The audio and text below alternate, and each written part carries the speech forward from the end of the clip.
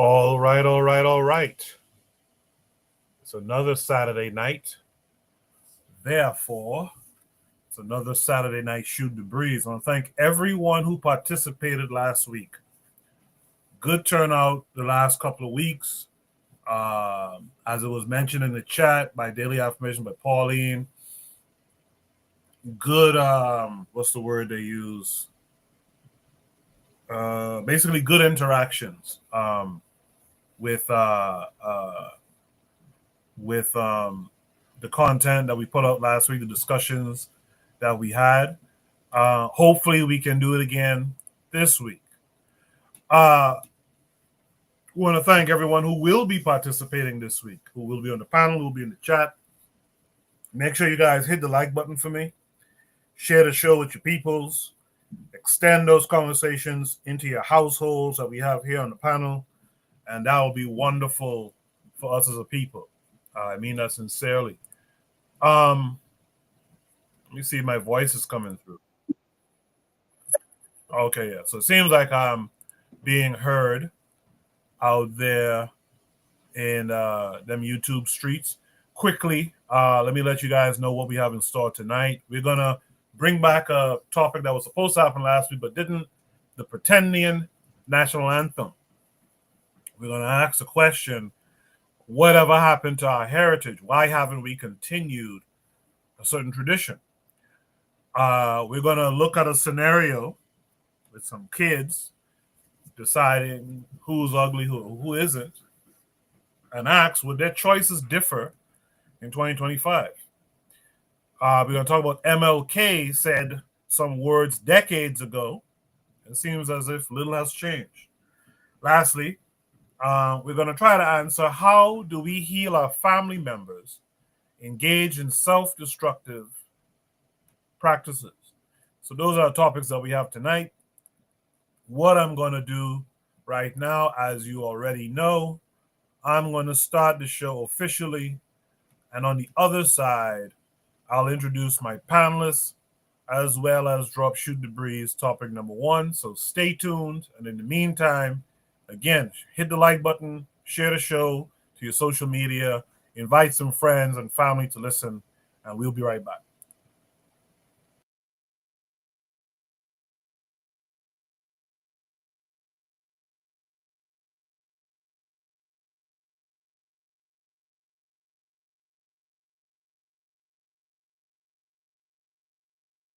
You are listening to the Bitter Medicine Podcast on KWAZ Radio.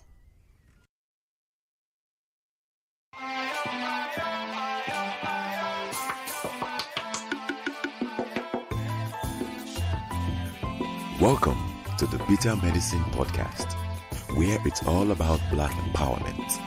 Our show focuses on Black news and entertainment, arts, science, economics, history, people, and strategies that uplift, empower, and motivate Africans within the diaspora.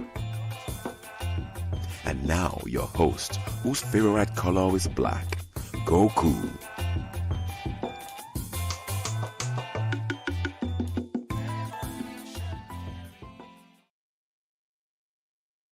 Welcome back to the Bitter Medicine Podcast. I am your host, Koku. Just want to remind you guys before we get the show rolling that this show is part of a podcast network called KWAZ Radio. There are other shows on the network you are invited to tune into. This is D Webb with the Harsh Reality Podcast, asking you to tune in where we tackle the news of the day that affects our community, only on KWAZ Radio. Peace, family. This is Oni, inviting you to listen to the Pro-Black Perspective, where Black problems are addressed with Black solutions. Greetings, fam. Tune in to The Learning Curve with me, the Revolutionary Matron on KWAZ Radio. You are listening to the Bitter Medicine Podcast on KWAZ Radio.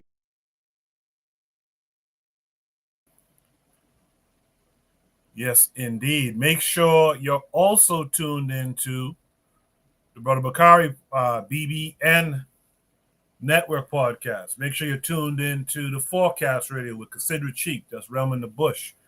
And make sure you're tuned in to our brother Kofi, the Black Critic. The matron has been doing her work during the week. I miss it on Mondays because I teach at that hour. So I do try to catch up on the replays. So make sure you guys are tuned in, support the matron. Her and Cassandra Cheek. Those are the only two Black women on the network who are still doing some work. Make sure to support them as best and as often as you can. Let me introduce my first panelist for this week. That'll be Black Steel. Black Steel, how art thou? I'm doing well. Can you hear me okay? Yes, sir. Are you okay? Okay, I'm driving, so I want to make sure you can hear me all right. Oh, yeah. I can hear you loud and through, as always. Okay, excellent. Yes, sir. So, Juana was out there in the chat. Juana was says he'll be on in a little bit. Wasn't back home yet. So we'll hold the fort down till Juana comes through. Anthony McPhail is out there saying peace. Afro Native World is out there saying peace, y'all. The matron, as I mentioned, is saying greetings. Anthony hails up everyone on the KWAZ podcast network. And then did I miss someone earlier? No, I don't think so. But thanks to all of you who are here. Let me go ahead and drop Shoot the Breeze topic number 1 tonight. It'll be me and Black Steel holding it down. That's all good. Shoot the Breeze topic number 1 says the Pretendian National Anthem. This, of course, came with a link that will take us to X. Let me make sure you guys can see what I see. No.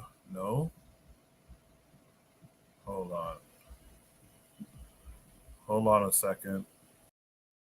Why is that not working? Hold on a second.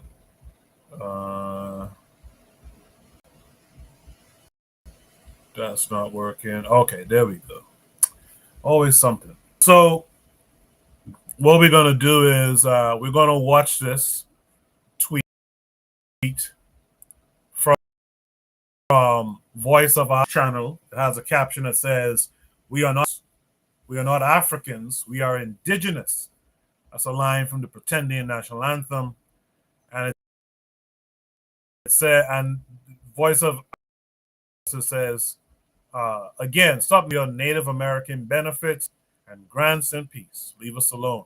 So let's watch the anthem and then we'll discuss it. We're not from Africa. This our land. We don't know about the slave ships. We're not from Africa. We indigenous. I need you to listen. I need you to be getting this. We not black. We not black. Know your story, family history. That's that. We not black.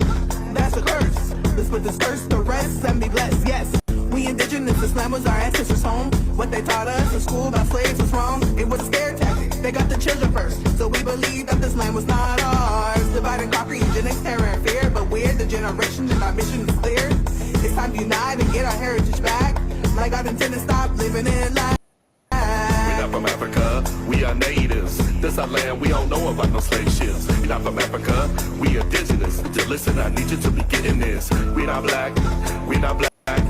Know your story, family history, that's that. We not black, that's like us. Let's put the curse to rest and be blessed, yes. Black and white, it don't exist. Can't group us together, you gotta be specific. All these immigrants, so robbing every day. Indigenous rising, you know we hit a step. It's not a color, black is not a race. Whole time playing in our face. They've been trying to black us out with the word black, but we was here, you can't argue facts. We know black, papi. We know black. Interesting shit. Let me see what some of the comments are under that. I hope Black Steel was able to hear that on his drive. I heard that might shit. Be another part of this.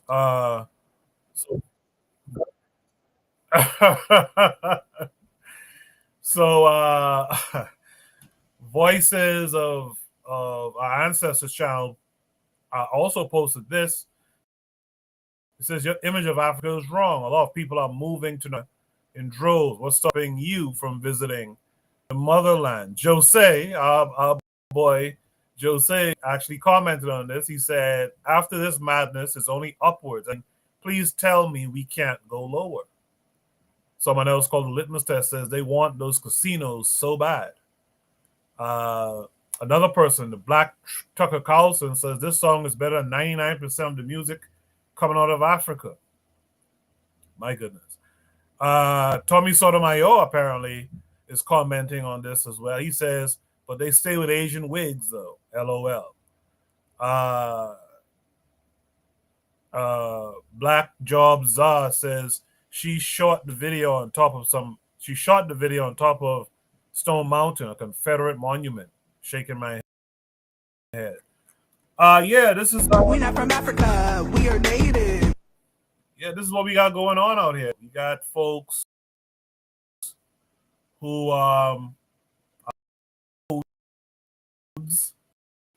to not being black, which is kind of crazy. My screens. Can you hear me? Drop a 1 in the chat if you can still hear me. So in the chat, Agapi 262 plus quotes, "We not black. That's a curse." That's one of the lyrics in the song. Afro Native World says this is from the perspective that black equals negative, because they're thinking from the Eurasian perspective where black equals bad. Absolutely. Trigger says this is why the study of our languages and culture becomes very imperative. Too many people emphasize that blackness is only and it's just skin color when we have cultural connotations to it. We should discuss that a little bit more later. Afro World said yes to what Trigger just said. Our boy KW Don 7 is out there. He's tomfoolery. Absolutely. Trigger Happy says blackness among us as a concept, an idiomatic expression, and identity is very ancient. African does not become fully defined without blackness. Who is this? Anthony says our brother Neferkari Dessalines had a convo with a Haitian sister who said they are indigenous too. I think I sent it to you. Yeah, you might have. I got some stuff on IG from you today. I'll check it out later on. And I saw Neferkari posted a video. I didn't watch it. I guess he was talking to a Haitian divester. Maybe that's what you were talking about. So yeah, so you guys can hear me. It's all good. With that said, man, Black Steel, we know black. What say you to that? Well, honestly, this is the result of low racial esteem. This is a black person who has no knowledge of self, no knowledge of history, and they've basically swallowed the the the, the nonsense from Euro-American society, hook, line, and sinker. Couple things again, but the main point I want to say is low racial esteem. Many black people, people of African descent, don't see anything good coming out of Africa. They really believe that, prior to the coming of the white man, we all lived in huts and we cannibalized each other. We didn't have writing or any type of government. We were just naked savages beating each other across the head. And this is the idea that they have adopted. So what do? They want to go and they want to claim another oppressed people. They want to claim indigenous or native, right? They want to be Native American because being black is painful. Being black comes with certain things. It comes with a history of oppression. It comes with a history of subjugation, of brutality. Being black also comes with a responsibility to improve and to build up the work of what your ancestors have done. They don't want that responsibility. They don't want the burden of blackness. This is something that This is a really deep-seated mental illness. And one thing about it is that it flies in the face of all evidence to the contrary. You can point out so many Africanism within African American culture, from language to food to culture. There's so many things that we carried over from our motherland through our enslavement, in spite of what the European wanted us to. Their goal was to remove us from Africa as best as they could. And their desire was to separate us and to remove that from us. So that way we would be nothing more than beasts. We were just talking livestock. That's what they wanted from us. So these people and their desires to free themselves from Africa, they try to cling to indigenous skill, but they know nothing of native culture. They can't speak a lick of any indigenous language. They don't know the culture. They don't know the sun dance. They don't know anything about it. They would sit around and they wear feathers in their hair as if every native culture had feathers in their hair. And they didn't. They don't know the difference between the eastern woodlands cultures, the plains culture, the Pueblo cultures in the southeast of the Navajo. They don't know anything about that. Only thing they know is that they don't want to be black because, like they said, blackness is a curse. So what they're doing, they're taking Abrahamic religion, mixing it with native indigenous culture, and coming up with a mishmash, a hodgepodge of some bullshit they just made up. But the root of it is low racial esteem. In Latin America, they have this concept, blancamiento, right? The idea they want to improve the race, mejor la raza, improve the race, and they do that by intermarrying with the white people to the point to where all the stain of the African has been washed out. So that's what this is. Except instead of them going off to just sleep with white people, they're just trying to say they're not African. So and they want to dance with feathers and moccasins and whatever headdresses. And then the fact that they did it, someone in the comments mentioned it in Stone Mountain, Georgia. So if those who don't know, Stone Mountain is basically the Mount Rushmore of the Confederacy. So like in Mount Rushmore, North Dakota, in the Dakotas, where they carved the statues of Washington, Lincoln, Thomas Jefferson, and Roosevelt into those mountains, which, by the way, happen to be considered to be the sacred lands of the Lakota. So what they did in Stone Mountain, Georgia, they carved in some Confederate generals. Mind you, these people who fought to uphold the institution of chattel slavery for African people. Now here they are on Stone Mountain dancing and talking about how they're not African. You got to realize this symbolism is a very important thing, but also I think these people are a plant. And there's been a lot of efforts to separate black people from Africa and deprive of our ancestry and our culture. So I'm really looking at this whole production as a work of COINTELPRO. All right, so those are my thoughts. I'll pass the mic. Thanks, Coach. No, I appreciate that, Black Seal. And again, thanks for being here, man. I really do appreciate your insights when you're here. The interesting thing is, and Black Seal kind of touched on it, is for all the grandmothers who said we are Indians, we're not Africans. How come you didn't teach them a song? You didn't teach them a riddle, like Black Seal said. You didn't teach them a dance. You didn't teach them you didn't have a couple of expressions. Listen, man, we in the Caribbean, we have one or two expressions that's from the French, the Spanish, right? Because those people was around us. Those people colonized a lot of us, etc. But you mean to tell me y'all ain't got no word, no hand-me-down terms, no affectionate terms for abuela, for grandma, nothing like that. It's just she said we were Indian, and that's it. It's kind of strange. The matron points out something in the chat. She says most black people that claim to be Indian are actually the byproduct of grape, if you understand what I'm saying.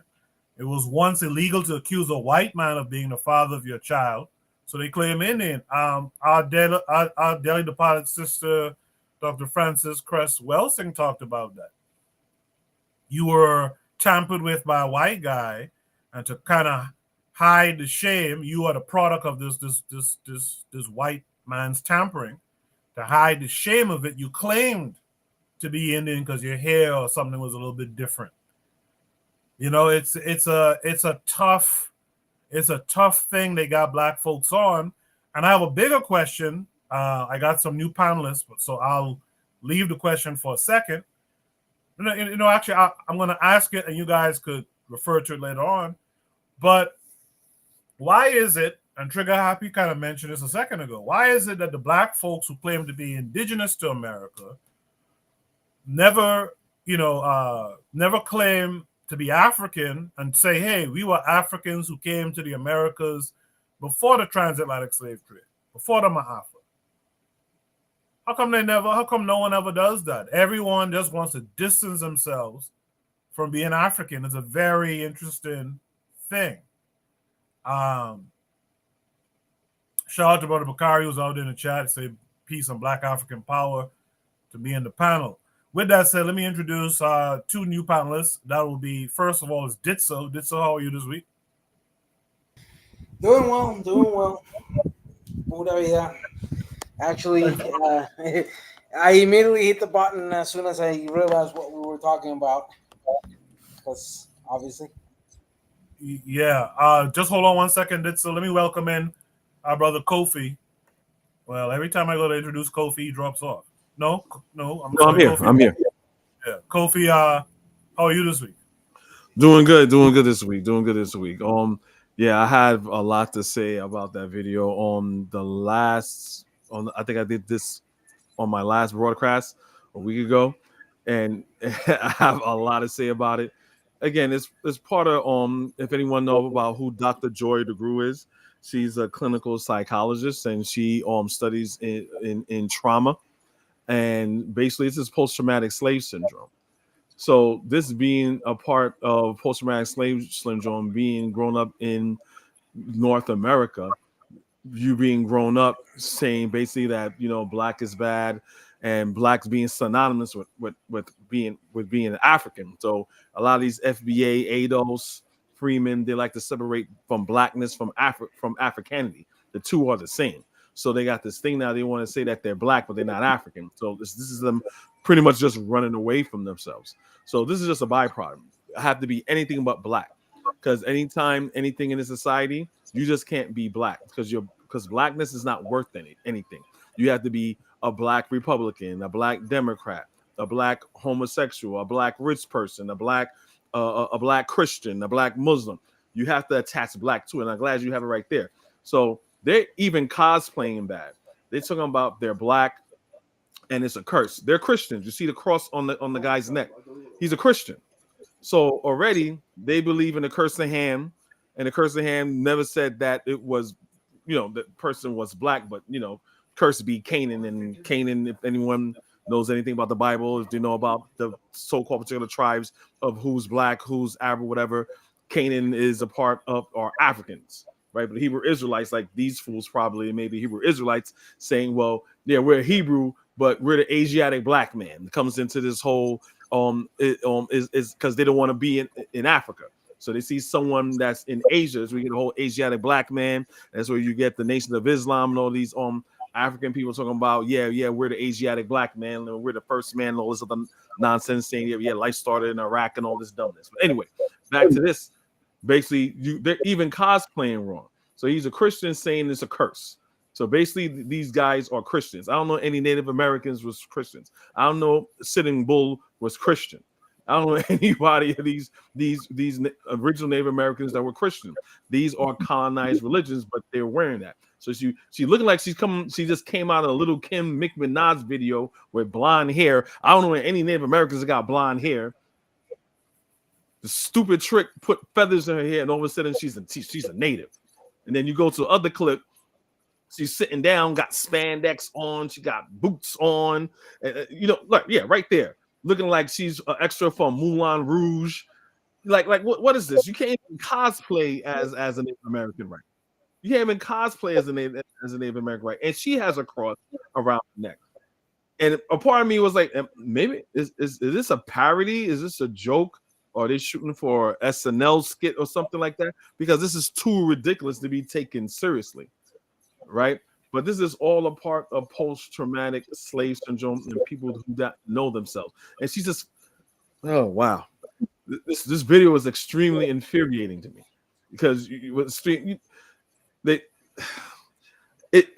when you just look at it on its face, it just doesn't make any type of sense. And every time you talk to these people, and you're like, okay, if you're Native American, right? There's reservations all over the United States. There's reservations here in New York, New Jersey, Connecticut, so on and so forth. And I've seen the people on those reservations sometimes, right? Look at the people you're thinking like, they're not white, and they kind of like Hispanic kind of looking. They're like, nah, this person's Native American. They're like, oh, why is there not one so-called black people that look like them that has a reservation?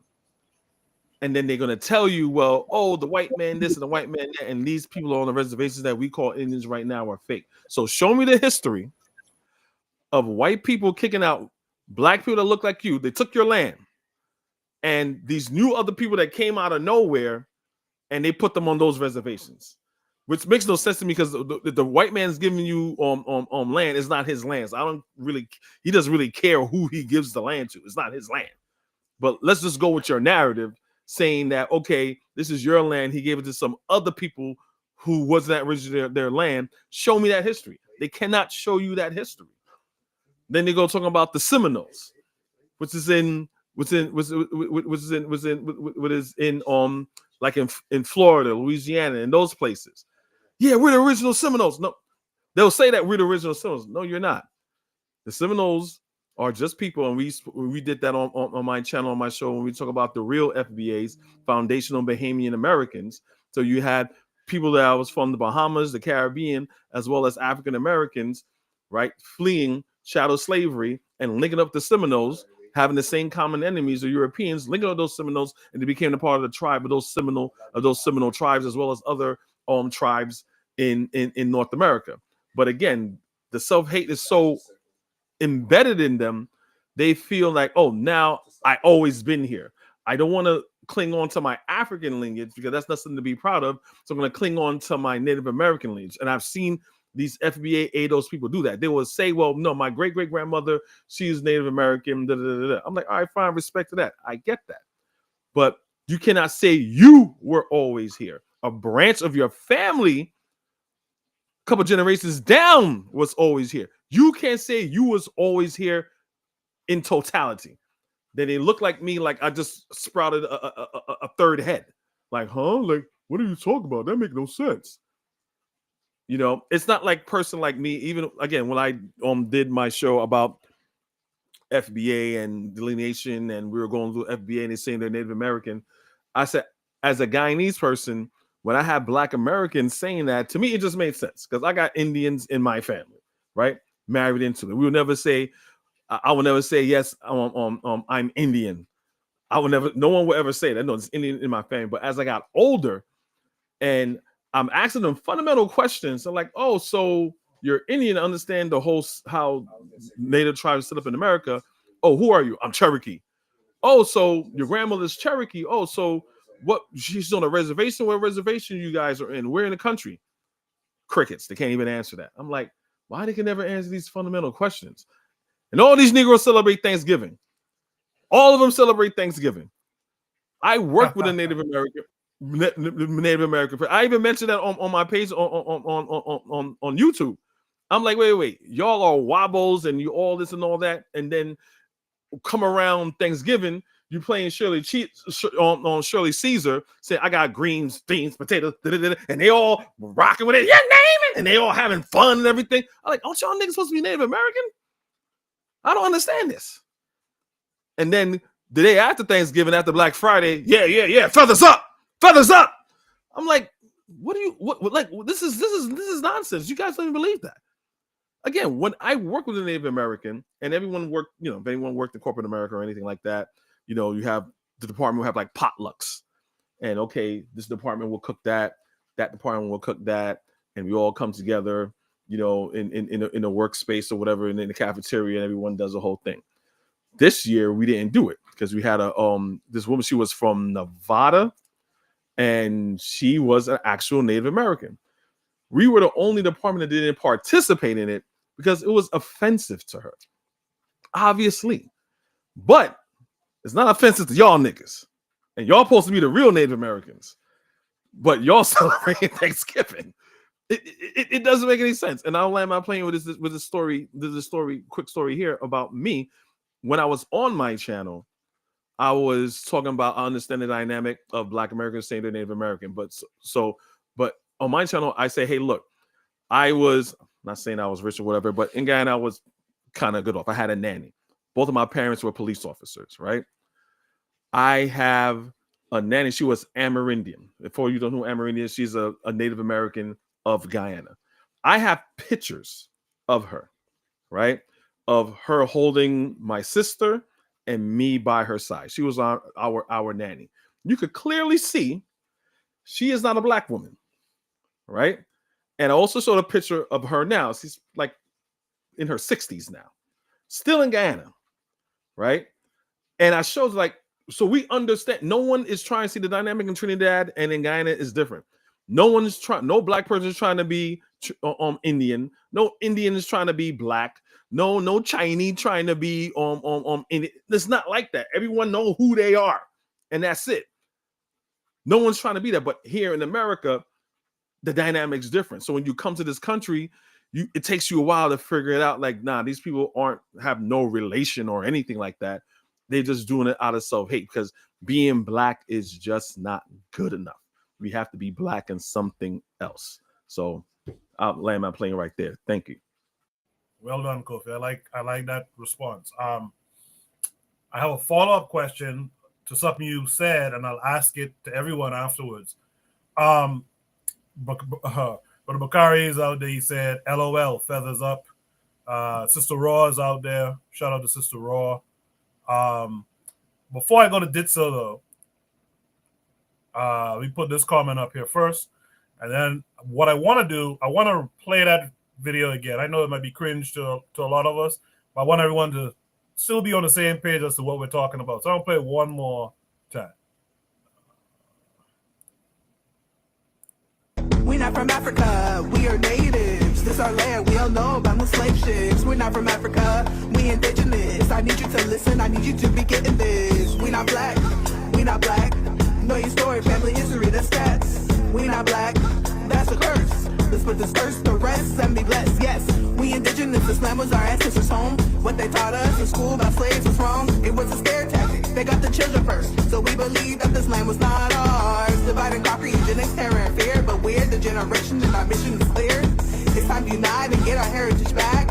Like God intended, stop living in lies. We not from Africa, we are natives. This our land, we don't know about no slave ships. We not from Africa, we indigenous. I need you to listen, I need you to be getting this. We not black, we not black. Know your story, family history, that's stats. We not black, that's a curse. Let's put the curse to rest and be blessed. Yes, black and white, it don't exist. Can't group us together, you gotta be specific. All these immigrants, arriving day by day. Indigenous rising, you know we here to stay. Black is not a color, black is not a race. Whole time playing in our face. They've been trying to black us out with the word black, but we will see it first. You can't argue facts. Yes, sir. We know black. Let me put this comment back up. Trigger Happy had a bunch of comments that were real good. So if you're listening to the playback, make sure to check out the chat to see what Trigger was saying earlier. But this comment stood out to me, and I think it's appropriate to read it out before Ditso goes. He said, the people of Central America and Mexico have more of a claim to the United States in the sense that they would be more related to the Anglo-Native Americans culturally. So with that said, Ditso, you heard everything everyone else had to say. What say you to all of it? Thank you for having me again, and thank you for all the panelists. Adding to the different points that have been already made, I want to ask a rhetorical question. Is anybody aware what was the population by 1492 in what we call today the Western Hemisphere, aka America, aka Americas. Um, is anybody aware what was the population? And I'm referring to the whole continent. I'm referring from Argentina up to Canada plus the Caribbean. Is anybody mildly aware of that? Of that number? How many people were here by the I'm time the Europeans first arrived and invaded? I'm not so. There's an estimate. There's estimates I've heard. So I've heard as much as 100 million. I've heard as many as 30 million. I haven't heard a specific estimate, but I've heard between 75 million. So I've heard sometimes too, but no one's ever given an exact number. So we know that by 1492, and particularly or exiting um, the the uh, the Black Plague in Europe, the population in Europe, or what is known today as Europe, was approximately 180 million. If we take that and extrapolate that the world population in each of areas, Europe, Africa, Asia, etc., were roughly similar to what was happening in Europe, anywhere between 150 million to 180 million people, depending on different factors as it stands. The demography of the Western Hemisphere, the the lowest estimate was about 180 to 200 million people living in a geographical area of all between Argentina up to what is modern day Canada plus the Caribbean. So these are estimates. Of course, we are unable to have an exact number, but we can then establish that by the time the Europeans invaded here, the a whole wide area had been already inhabited throughout thousands and thousands and thousands of years. And there were clear advancements on different grades towards forms of what we would call civilization. Understanding this, We not from Africa. then we can understand the impact of that of the last 500 some odd years of history, and particularly also the last 250 years. And this type of video shows to us that this type of people have no education, have no lineage, and have no understanding where they come from. They can only relate to the history of people with descendancy of African heritage were brought here via the Atlantic slave trade. So they start making up shit like Hebrew Israelites, like FBAs, Black Indians, so on and so on. And we see that more in the United States than in Latin America. What is interesting and one has to put forward is that these are the effects of not only the continuing post-traumatic stress and disorder of knowing that your ancestors were slaves, but also adding to the fact of that post-independence, post once we kicked the Europeans out of here, we did not do the homework of understanding how to decolonize. And that fortunately has led to today, to this whole bullshit, this whole lie. Because someone like me, who is aware of its mixture between African descendancy of slavery and indigenous people, anybody self-respecting of that history would not call themselves Black Indians and would not do this type of uh, show, this type of comical yet ridiculous and obnoxious presentation that has no standing in whatsoever, and that the only thing you can do is say these are grifters, these are dishonest individuals who are doing this to gain money. That's all. They're not there to respect culture, they're not there to understand it or educate over it. They're there to make money, and that's it. That's all they care for. So in this sense, in agreeing with everybody that has exposed, it is a clear insult, but it's also a clear evidence that those who came before us, and particularly after the era of the independence, left us with a lot of missed opportunities that now are being filled by charlatans like Tariq, Nasheed, or like Senator, or like many others out there who do this just for grifting. And in landing the plane, who is native or who has far more claim of that nativeness? The answer is quite straightforward, simple. All those populations that were here prior to the arrival of the Europeans, from all the way from Argentina up to modern day Canada plus the Caribbean, and populations like the Arawak, like the Chicha cultures that spanned from northern section of Colombia, Panama, Costa Rica, like the Nahuatl, or also alongside the Mayense, if we can use that term to refer to the other group of indigenous near the Mexica people. The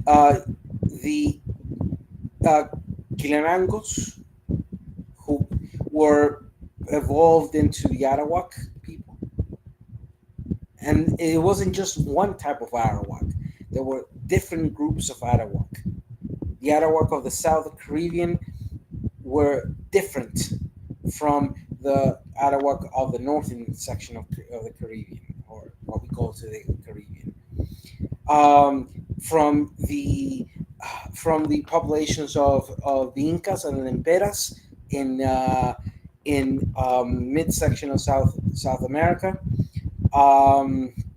to the sharing, for example, of indigenous people between Venezuela and the Guyanas, because all that area, particularly the Guyana, French Guyana, and Venezuela, they did share at least two groups of indigenous people at that time. Not to mention that even to today, we have indigenous people within the Amazonian areas of Brazil, Colombia, etc., that are to today have not had contact with modern people, what you would call modern people in that sense.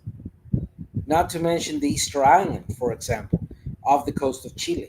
Nobody has, very few people understand that that island, the Easter Island, is Latin American.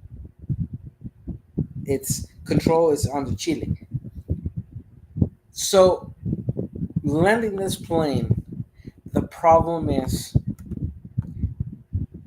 we cannot continue allowing the makeup of bullshit, lies, manipulations, charlatans, making up shit without any real base of evidence, archaeological, anthropological, etc.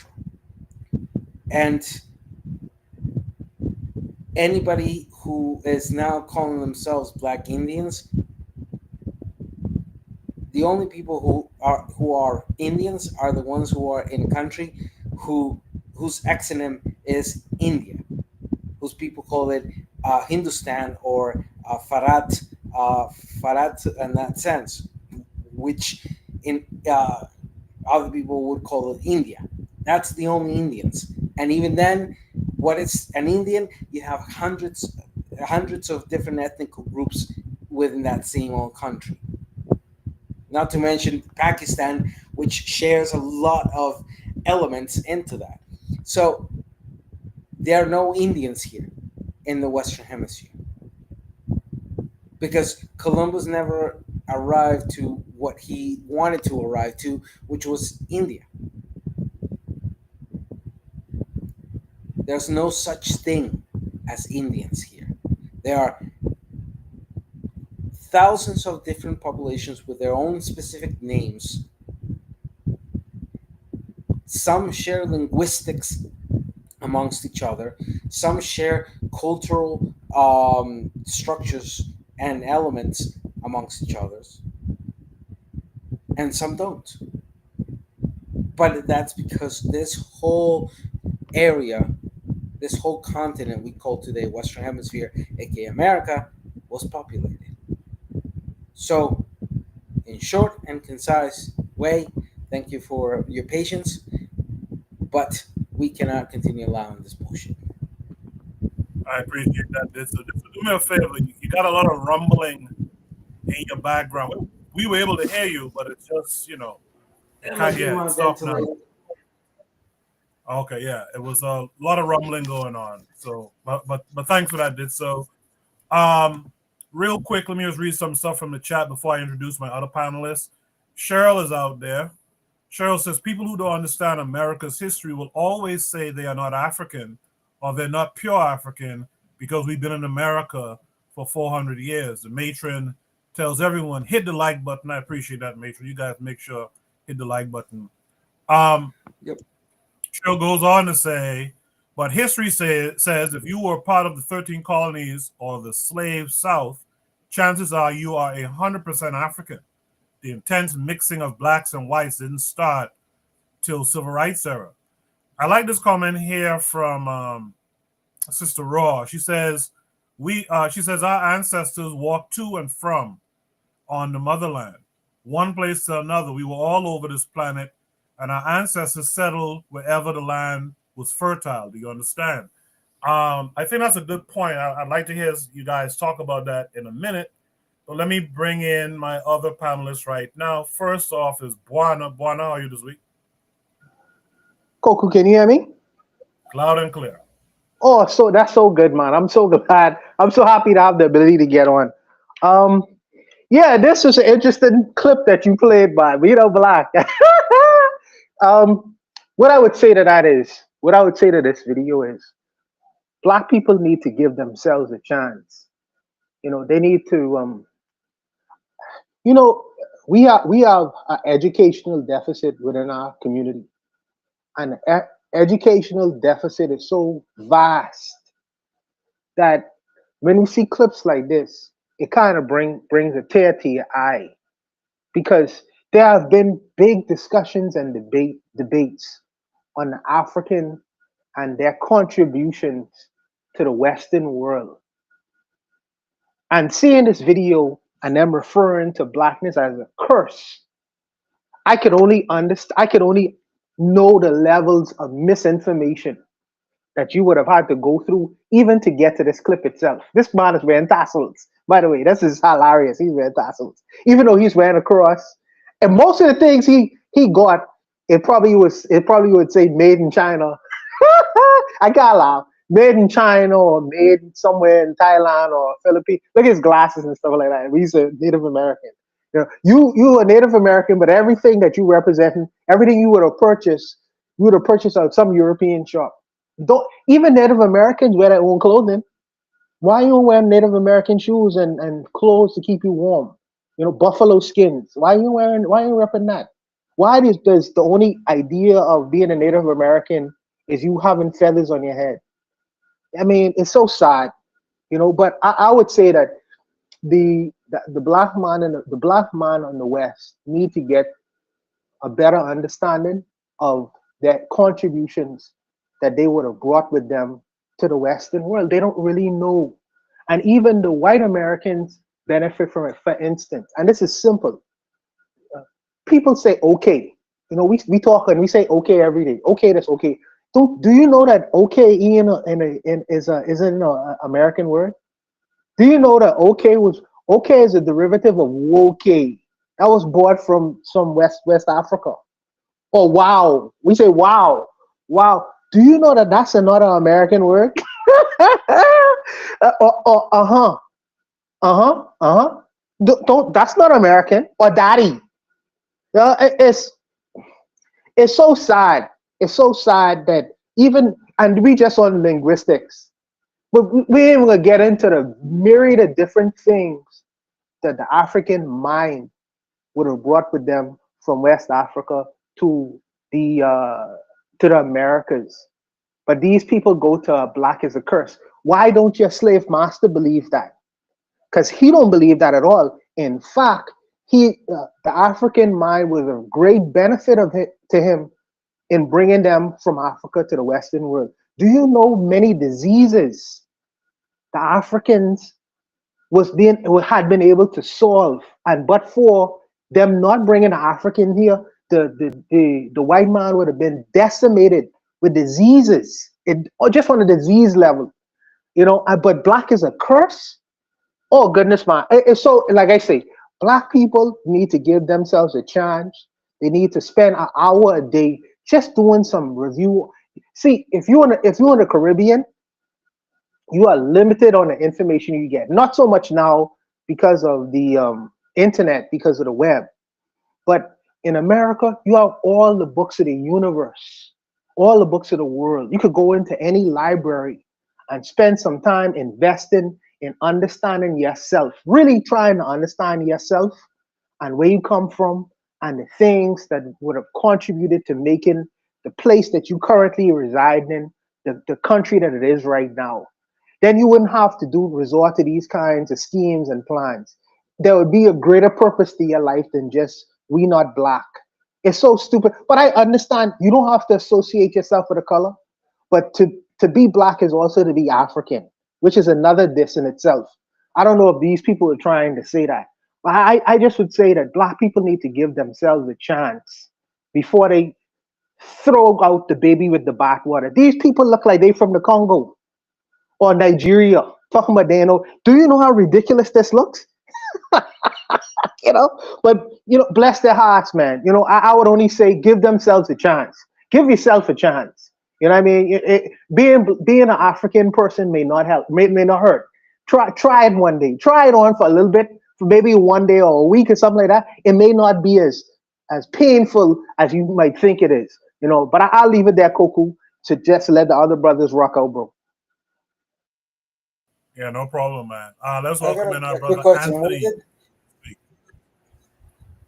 One quick Go question. ahead. Where did this video come from? Where did it come Who's from? Yeah. You mean who put it up here? No. Well, who's the original author or the people who are singing or doing this bullshit?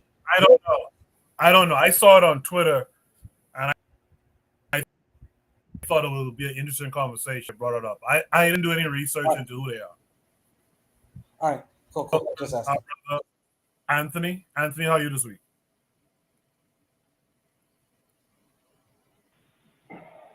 Hey, what's going on, Coco? How you doing, brother? I'm good, man. Thanks for coming through. How are you? I'm doing fine, man. And peace to all the brothers on the panel, man, and all the brothers and sisters in the chat. I don't know, man. One thing, it was funny as hell watching this shit. You know what I'm saying? But I just like, man, you know, I get so sick of this foolishness, man. Coco, you believe? I think probably some earlier this week, I was on IG. Man, I must have seen about 6 or 7 of those things, man. These right here about this. We ain't African, we ain't black, we Native American. Man, you know what? I had to block some people, man. Cause like we had a little. I was on one of the guys' IG shows, and so we were talking about that, man. And don't you know they started like subscribing to my channel and everything, and it started going at me, man. I'm just like, man, I probably blocked about 8-9 of them. But man, this is some foolishness, man. It really ain't much I can say, cause like Black Steel did a good job, Kobe did an excellent job on when he broke that down, man. Especially I like the part when he was talking about that post-traumatic slave syndrome with Dr. Joy DeGroot. But man, it ain't really much I can say about it because everybody else has already said everything, about it that we need to hear, man. So I mean, it's just a bunch of bullshit, man. And I'm like Bakari, feathers up, man. Peace out to you, Anthony. Peace out to you. Anthony mentioned something which was the follow-up question I really had to ask. Do you guys think, this is my follow-up to everyone on the panel, you could answer in any I can't think of my words. You could answer in any matter that you would like. Should we still be suffering from post-traumatic slave syndrome? Considering we've been out of physical bondage for quite a while. Yes, we still might be under mental bondage, but one could argue that we shouldn't even be under that still. Someone needs to mute their mic. And so, yeah, my question to you guys, in any order, is the word I was trying to find. Do you guys think we should still be suffering from post-traumatic slave syndrome? Anyone could go. Can I go first? Let me say this quick because I'm driving right now. Black Steel takes it all. Hold on. Oh, okay, fine. Go ahead. Just steal my thunder. Go for the thunder. Okay, what I was gonna say is I take issue with the term post-traumatic slave syndrome because there's nothing post about it, right? Our people are still undergoing various traumas, both physical and mental traumas. They didn't end with slavery. Those of you who are familiar with U.S. history understand the Jim Crow era. So at the end of Civil War, when they signed the 13th Amendment, they made a caveat to that. It said, except involuntary servitude, with the exception of those who commit a crime, is illegal in the United States. So what did? They found reasons to trump up charges on Black people. Things like vagrancy, things like speaking to a white man disrespectfully would get you locked up. So Black people, even after the end of chattel slavery in America, there was still another 100 years of secondhand citizenship, Jim Crow, American apartheid, right? So whereas there's no post-apartheid, post-Jim Crow syndrome, right? But these violence and the subjugation that African people went through didn't end with slavery, right? It continues to this day.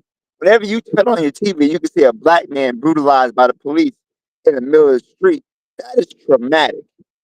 When you as a Black person are being told through the media, through entertainment, that you're less valuable, even from childhood, that is traumatic to us. And we don't do enough, in my opinion, to counteract those narratives within ourselves. So I just take issue with the very term of post-traumatic, because the post means it happened and it ended, and it didn't end. All right, so I'll let anybody go. I just hope I didn't steal anyone's thunder. Real quick. Just a real quick. Shout out to the To Be Fair show guys. I think that's Q from the To Be Fair show saying what's up. Kofi is a usual on their panels, I would say. So shout out to him for coming through. Bitso, go ahead. All right, so grabbing what Black Steel did, and I'm gonna make that thunder even bigger. There are in communities, there are those events that will leave clear scars that then are then they are given in heritage. Those scars will never leave. That's a fact. We must never forget our history, but the scars can be healed in generation by generation by generation when you do the actual work to get it healed. And that's what is lacking today. I can completely understand where Black Steel is coming from. I'm saying, well, it's not taking issue on the term post traumatic, because it is accurate to say that we're not post the traumatic event.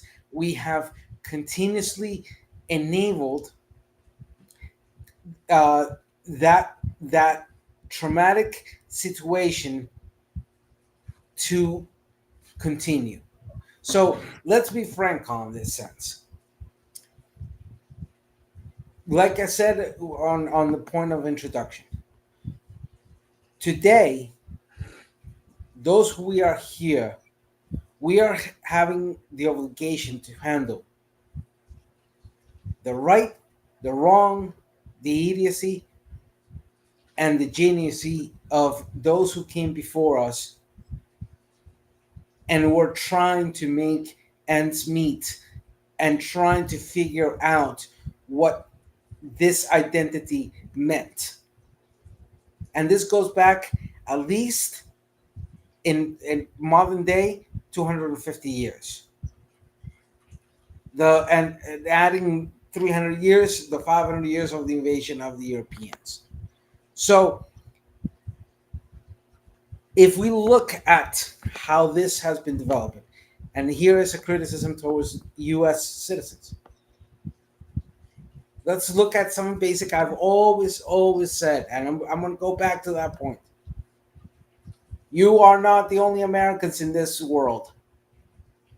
End of sentence, point, no more discussion. That's a fact. However, look at how your education has given to the US citizens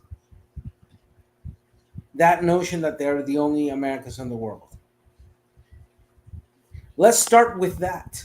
Let's start with the fact that exceptionalism, or the idea of exceptionalism, is also a tool to keep you under the boot of not being able to heal the traumatic disorder that has continuously been in constant heritage. So the fact of the matter is,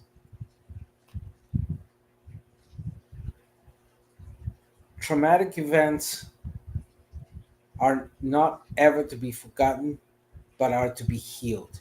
But in order to be healed, you need to do the homework.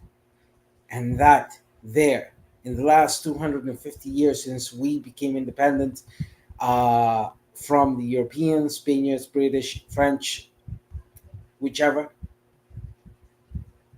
we've been lacking. And our forefathers lacked on that. And today's generation is lacking. And look at the word I'm using, generations. I'm talking about all those people that are today. That is a combination of people that were born in the 60s, 70s, 80s, 90s, turn of century, and in the last 20 years. And voices like mine, or voices like Kofi's, or any voices that are part of this heritage, if we don't speak up and stop the bullshit like this type of EDSE video, we're just not, it's just not going to progress, and we're going to give it and give it in that sense. And actually, I just saw a message and I want to refer to it real quickly. This is right that the rest of the hemisphere call themselves American, but I don't see why we need to fight for the Eurasian identity that came from America Vespuccia. And you're right, Afro. You're right. But in order to construct an identity beyond what was given to us as an exonym by the Europeans, this is why and it goes back to that point I just made. we're far behind.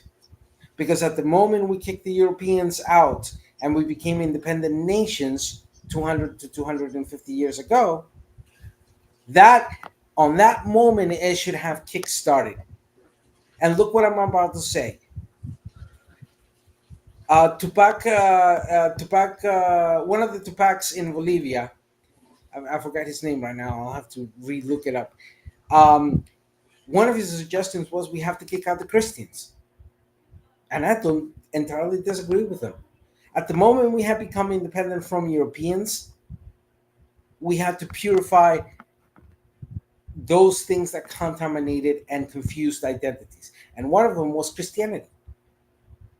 We had to think of it. Of course, that didn't happen.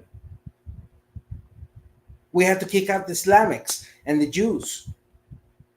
Anybody who practiced a foreign religion from what was originally here should have been kicked out, yes. But you understand the implications that point gives. So even if the idea of Americanness or the term American is an exonym placed to us by the Europeans, there's another point of colonization people barely or rarely talk about. But colonization tends to be the weapon utilized to end an empire. Look how Rome fell. It fell from the exterior colonizations they had, and then it went to the center. So, again, in this sense, yes, this type of discussions, we need to have them in more depth. And yes, Afro, you and I can agree. The term American was an excellent. If I can speak. Go ahead, yeah. And to just land the plane. Hold on, I kind of want to respond to. I'm sorry, I thought you was done. So my bad. I kind of want to respond to Black Steel because the whole post-traumatic slave syndrome, I put that on the table, and I kind of want to I see where Black Steel is coming from, but I don't want to steal Ditso's thunder. I know you're about to bring it home. Yeah, I'm going to bring it home. Okay. 1 more minute. So in this point is yes, but at the same time, since we are playing and we are in the arena of the debts of those who came before us, we now have to catch up. So we have to learn to make those necessary concessions, like the idea of Americanness in relation to the process of independence that happened here has far more weight than the fact that the Europeans gave us that name. See where I'm coming from? So those concessions build new forms of identity, because we can't go back to the eras before the Europeans, but neither can we ignore it. With that, I land. All right. So basically, I understand what Black Steel is saying, but the reason why they use post-traumatic slave syndrome is pretty much it's post-slavery, as far as like chattel slavery, not mental slavery. So it's pretty much talking about the physical bondage. Obviously, we all know there's still a mental bondage. Bob Marley says, "Emancipate yourself from mental slavery. None but ourselves can free our minds." Right? Redemption song, for those who may not know where that song is from. It's one of my favorite songs. So that's what she's pretty much talking about. But at the same time, yes, the things that they physically did to us was horrific. But you have to understand, when you look at the making, I always say a nigga is nothing but a broken African. And how do you break an African? You have to psychologically break them. That's what you have to do. You have to psychologically break them. Now, mind you, not everybody is a fighter. When we look at Roots and you see the dynamic, and I think I'm gonna go over. I'm gonna do a show. I'm gonna probably do a show. I'm going over Roots and slavery, because I think we kind of we need to keep teaching this so it could be fresh in our minds. You have Kunta Kinte and you have Fiddler. These are two African men on the same continent, doing the same thing in the same in the same situation, but their minds are different. Their minds are different. One has a mind of, I know who I am. I'm not supposed to be here. I'm greater than this. I'm better than this.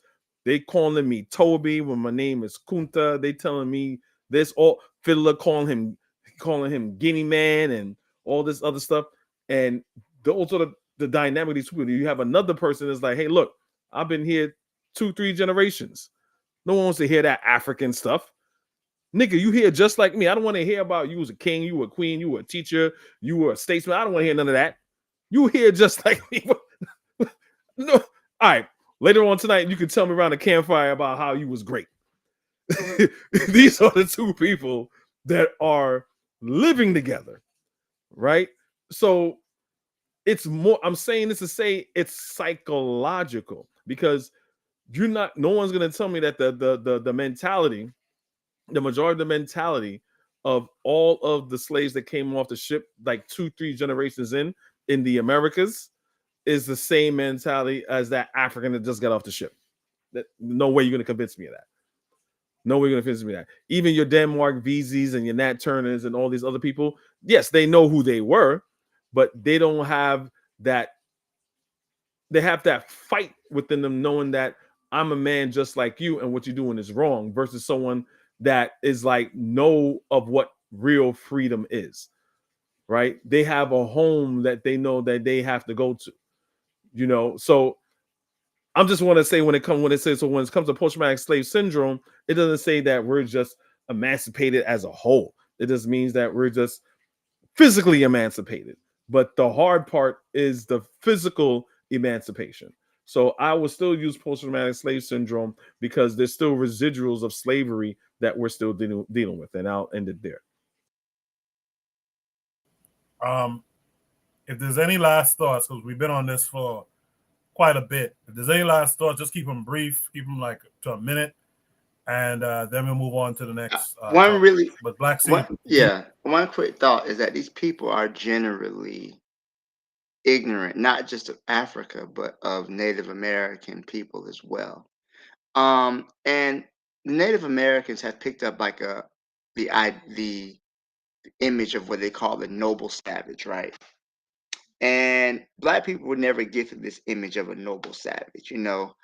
They were noble. They had, traits of humanism and nobility because they were in tune with nature, right? And I think a lot of people pick up on this noble savage trope coming from Native Americans. They want that too, but they're ignorant of the true reality of the condition of most Native people in America. The highest poverty rate, the highest obesity rate, the highest suicide rate are all within Native American populations to this day. I think that's something that we don't really understand. And I think a lot of these people tend to gravitate towards Native Americans because they feel, oh, they resisted slavery, they fought back, they didn't let themselves be enslaved, they were at one with nature. And none of that's true. Native Americans were enslaved first before they enslaved Africans. It's just that Africans tended not to sicken and die under conditions of enslavement the way the indigenous population did. So that's something just that these people who want to be something they're not, they don't really know too much about any group, both Africans or indigenous people. Yeah, just real quick, like 10 seconds, I'll just to piggyback what you're saying, and that's what I tell them. I say the first people who were enslaved were Native Americans, right? And then they were being sick and died due to smallpox. Now, we all know the story of them giving blankets with smallpox because they had no resistance to it. So if you're Black and you're Native American, you should be dying of smallpox, right? So we know they're not African. You know what I'm saying? We know they're not Africans because you're here on the plantation. You're a Black person. You're here on the plantation. How are you Native American? It just doesn't make any sense. But yeah, and let's go to the next Africans had learned to inoculate against smallpox before Europeans did. True. with a whole host of other Well, diseases. seems like Buana's having troubles again. I don't understand. I have tried everything. We got to work this out, Buana. In the meantime, man, thanks for that lovely discussion on this ridiculous concept of we not from Africa, we are indigenous. But let's go to Shoot the Breeze topic number 2 for time's sake. We're going to end at 11, thereabouts.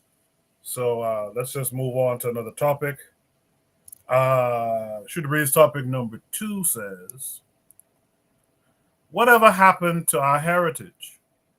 Why haven't we continued this tradition? What tradition? Well, it's right here as this prompt takes us to Instagram. So I'll play this a couple of times. This is from Vintage African Woman. I'll play this video a couple of times and then we'll discuss.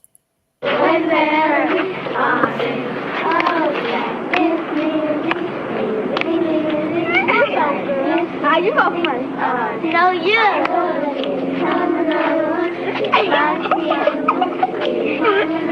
I'm fine. I bet you I go.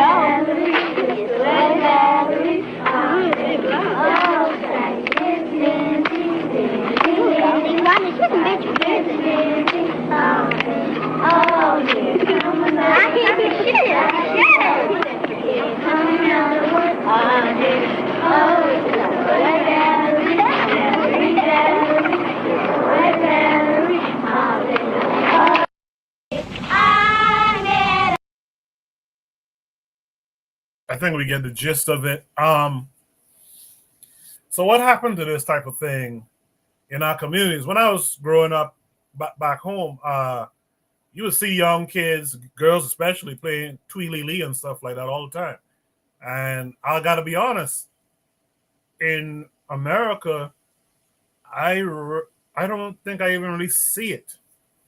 Like I don't even happen to walk past some kids playing in this way that is very familiar to me from my childhood. So it's interesting. What ever happened to this? What has happened? I know we have some school teachers here who could speak to it. Someone has to mute their mic. So I'll start with Black Seal, actually. He's a school teacher. Let me see if Black Seal sees this tradition ongoing today. Black Seal, what say you? Well, I teach high school, so they're not doing this. But I will say one thing that you don't see in these kids' hand, that's a phone. Okay?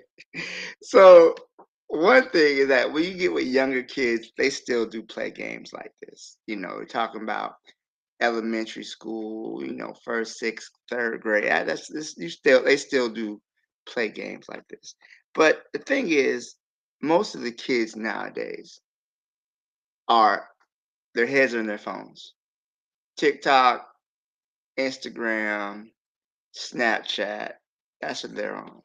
So these type of games aren't being played so much outside of a digital space. Video games, things like that. So the kids are more into electronic devices. But another thing I want to say is the elimination of what they call third spaces, right? People have home, they have work, but then there used to be a place people could just hang out, where you didn't have to spend money. You could just sit up, hang out, and relax. Growing up when I was a kid, I could go to the mall. I get on the bus, I go to the mall, hang around the mall, listen to CDs at Sam Goody's. If I'm dating myself, I know.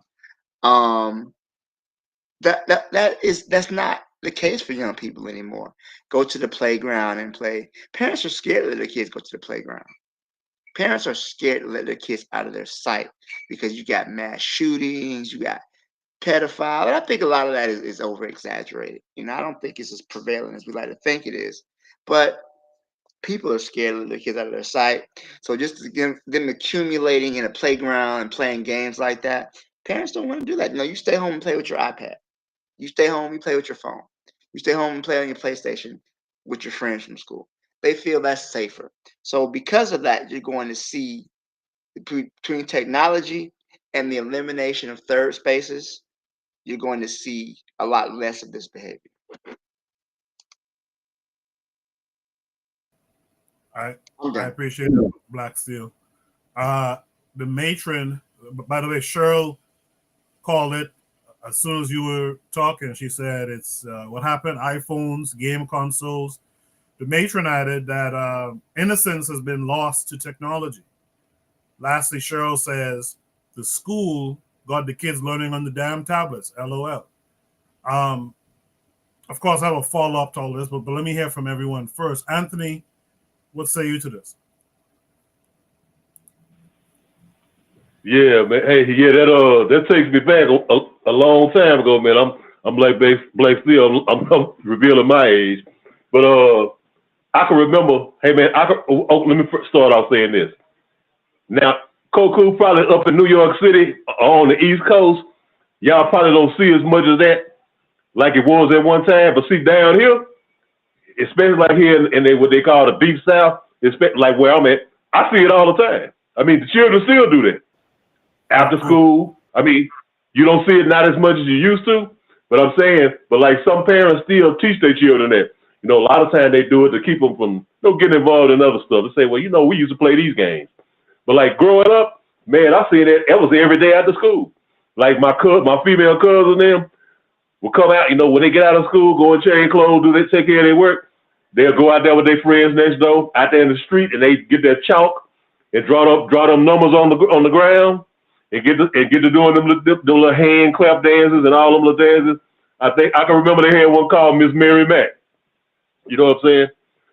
And what was funny about it, Anthony, sing it. Anthony, I want you to sing it because I still know how it go. Sing it. Miss Mary Mac, all dressed in black with 10 gold buttons down her back. There you go. I just want to hear you say it. But look here. I was a couple of weeks ago. It was a sister. She was from here. I can't remember what state she was from, but she was from the USA, and she was with some sisters from Brazil. It was on IG, and the Brazilian sisters, they was talking about the dances they did growing up as little girls. I mean, not the dances, but the little games they played. And so the sisters was listening to the Brazilian girls sing their song and do they dance. I mean, they little game, and they said, and the sisters started singing along, but they were singing in English while the Brazilian sister was singing in Portuguese. And the sister said, that ain't what y'all call whatever they call it. They said, we call it this. And so she was saying, now here y'all go down in Brazil, and here we go right here in the U.S., wherever she was from, and we doing the same thing, but we just had a different name. We called it a different name. And see, this goes back to that indigenous bullshit. That lets you know, no, that's just awesome bullshit. And so I just started doing, me, I'm always doing a little studying on something because I like to know about something before I run my mouth. And so I said, I found a video where these young girls in West Africa, in Sierra Leone, in Liberia, do the same thing. They got the same kind of little game that the little children play. The hand, slapping and all that. And they had this song they called it Shake Waist. And I was just like, damn. I say, we just connected. That's just us. We connected, man. You know what I'm saying? That's from Africa, to North America, to Central America, South America, Caribbean. You know what I'm saying? It's an African thing, man. But yeah, I mean, I remember seeing it growing up all the time, man. And like I even see sometimes I see it now sometimes one of the little kids, like on my street, that they still do it. I think it's more prevalent down here, like in the southern part of the country. You don't see it as much, like probably on the West Coast or the East Coast. But like down here, I'm quite sure blacks still have seen it. With the little neighborhood children. No, they still do that a lot down there. A lot. It's not like they used to be. Like I say, it's more of the children, the elementary school children thing. I'll knock off right there, man. I appreciate that answer. Let me try to get Bwana to give his piece before he drops off again. Bwana, whatever happened to our heritage? Why haven't we continued this tradition?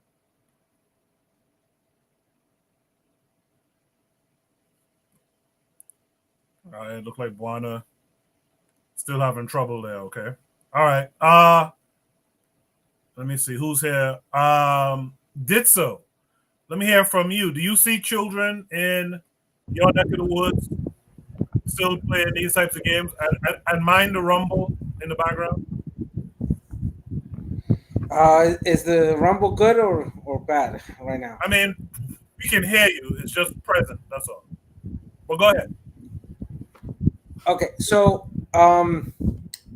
yeah, I mean, look, uh, this particular song, I've seen it in translated into Spanish, from Mexico all the way down to Argentina, with variations, of course, and Afro and as well some Afro indigenous communities.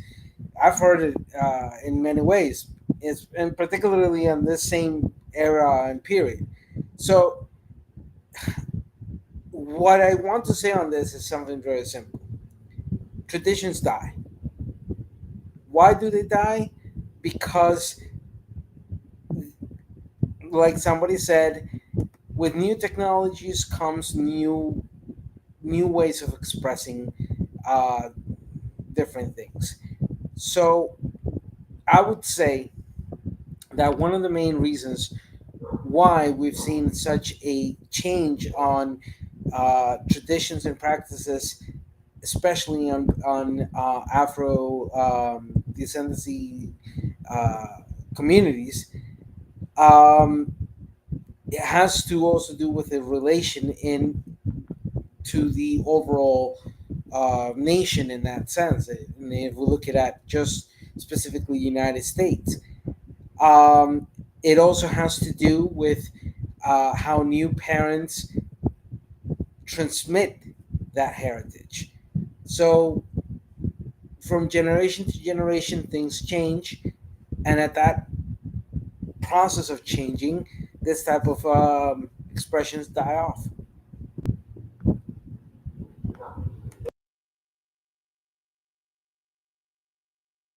I wasn't sure this was up there. In the chat, Trigger Happy says the West promotes isolationism in so many ways, and this typically becomes the main result. It goes on to say these games are definitely all over Africa. He says Ghana still does these games, but Africa largely still promotes playing outside. A big difference to the West. Now, Kofi, you're from Guyana. Do you remember these games back in Guyana?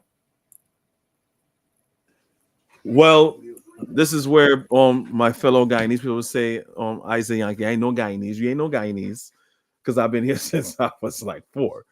So, but growing up here, you said something to the effect. I mean, I'm pretty on Black Steel and Anthony pretty much answered the question as far as Black Americans doing it. So, and during my generation, and pretty much me and Black Steel is the same age because I remember that store, the Wiz and all that other stuff.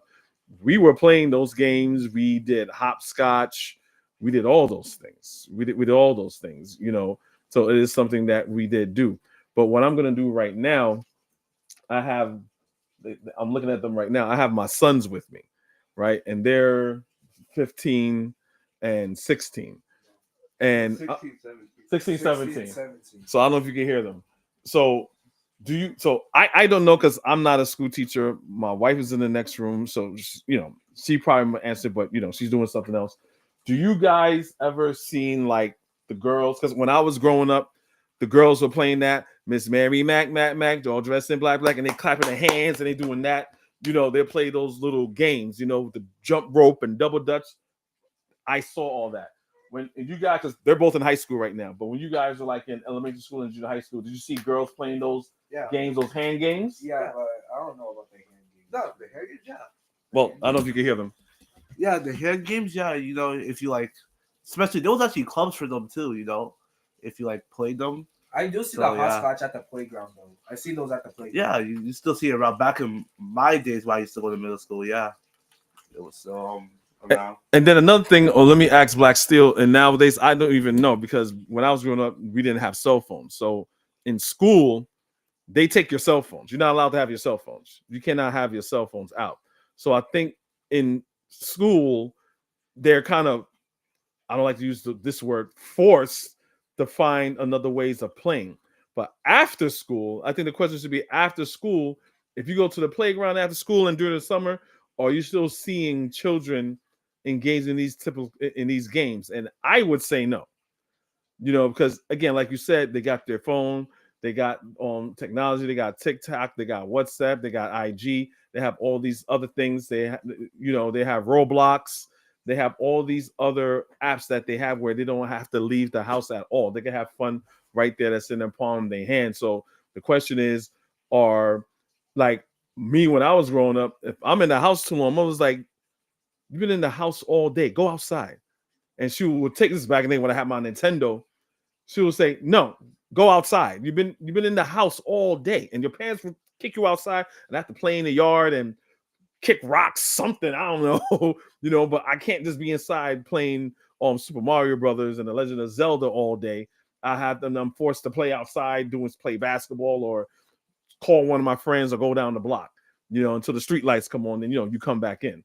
So it is being done, and I think these kids are forced to play these games in school, because my wife is a junior high school teacher too as well, and I know they have to take all their phones. But once the kids get their phones and they're in the lunchroom, forget it. If they get their phones, that I do know. But I think the question is, this summer, go out in the playground and see if these children are playing these games like that, and I don't think they are. Yeah, I think, and thank you for that, Kofi. I think Anthony may have nailed it, that we don't see that in the Northeast, in the North as much, but probably in the part of America which is down south, where the weather is better year round, and let's face it. Well, anyway, I'm not gonna go there, but where the weather is better year round and stuff like that, I imagine they probably still do it in those places. But me personally, I don't run across it. I work by several primary schools and high school. I just don't see it. So who did I not get to? I think Buana is back. Let's try Can to you hear get me? Buana again. Yes, sir. Yes, sir. Go Oh, ahead. yeah. Let me go quickly.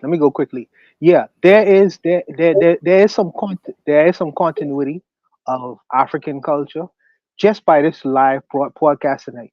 Kofi has his sons with him, listening to his dad talk on political matters. Okay, now this is gonna be a history for them, a political lesson for them, because when they get older, they'll be reminded of what their dad was into, and maybe become politically aware. It's almost the teaching and passing off of information. And in listening to us speak as well, they'll remember the voices, all who people who his dead dad would have spoken to in terms of politics and different issues. You know who else did that too? Brother Bakari. He brought his son on the show, passing on the traditions of his ideas and philosophies and thinking, passing down traditions down the line. That is an African culture that we still adhere to. Another thing too is we run the dozens all the time. Running the dozens is not necessarily a African American thing. That is a universal African thing. Okay, me teasing Kofi about being in the middle of ring play, twirling around in Guyana. That's just we do that as that's a continuity that we brought with us as well from our parts of Africa, running the dozens. That's not just North America. That is a universal thing. So I think that yes, we still hold on to some traditions. There may be some traditions that we don't necessarily completely hold on to, but there are some traditions that we still that carryovers, that are carryovers. And if we search a little bit deeper, we will be able to recognize the continuity in the things that we would have done back into the old countries and currently now as we create history for ourselves. But I'll leave it there, Coco, because I don't know how long I have, bro.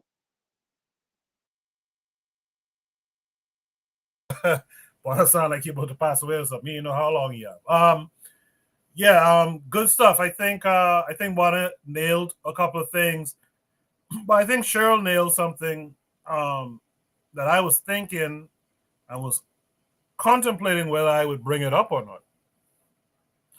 When I was growing up, a lot of those ring play style games, like in the video, the women, the big sisters, the aunties, the moms, they used to kind of teach the young children, and especially young girls, this kind of thing.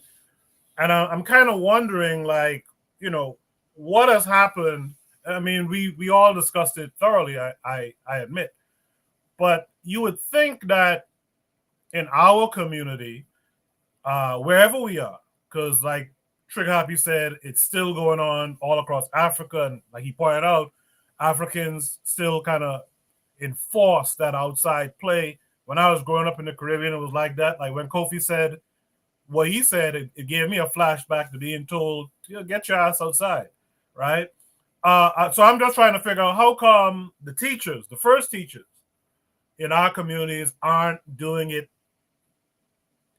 as much as it used to be done.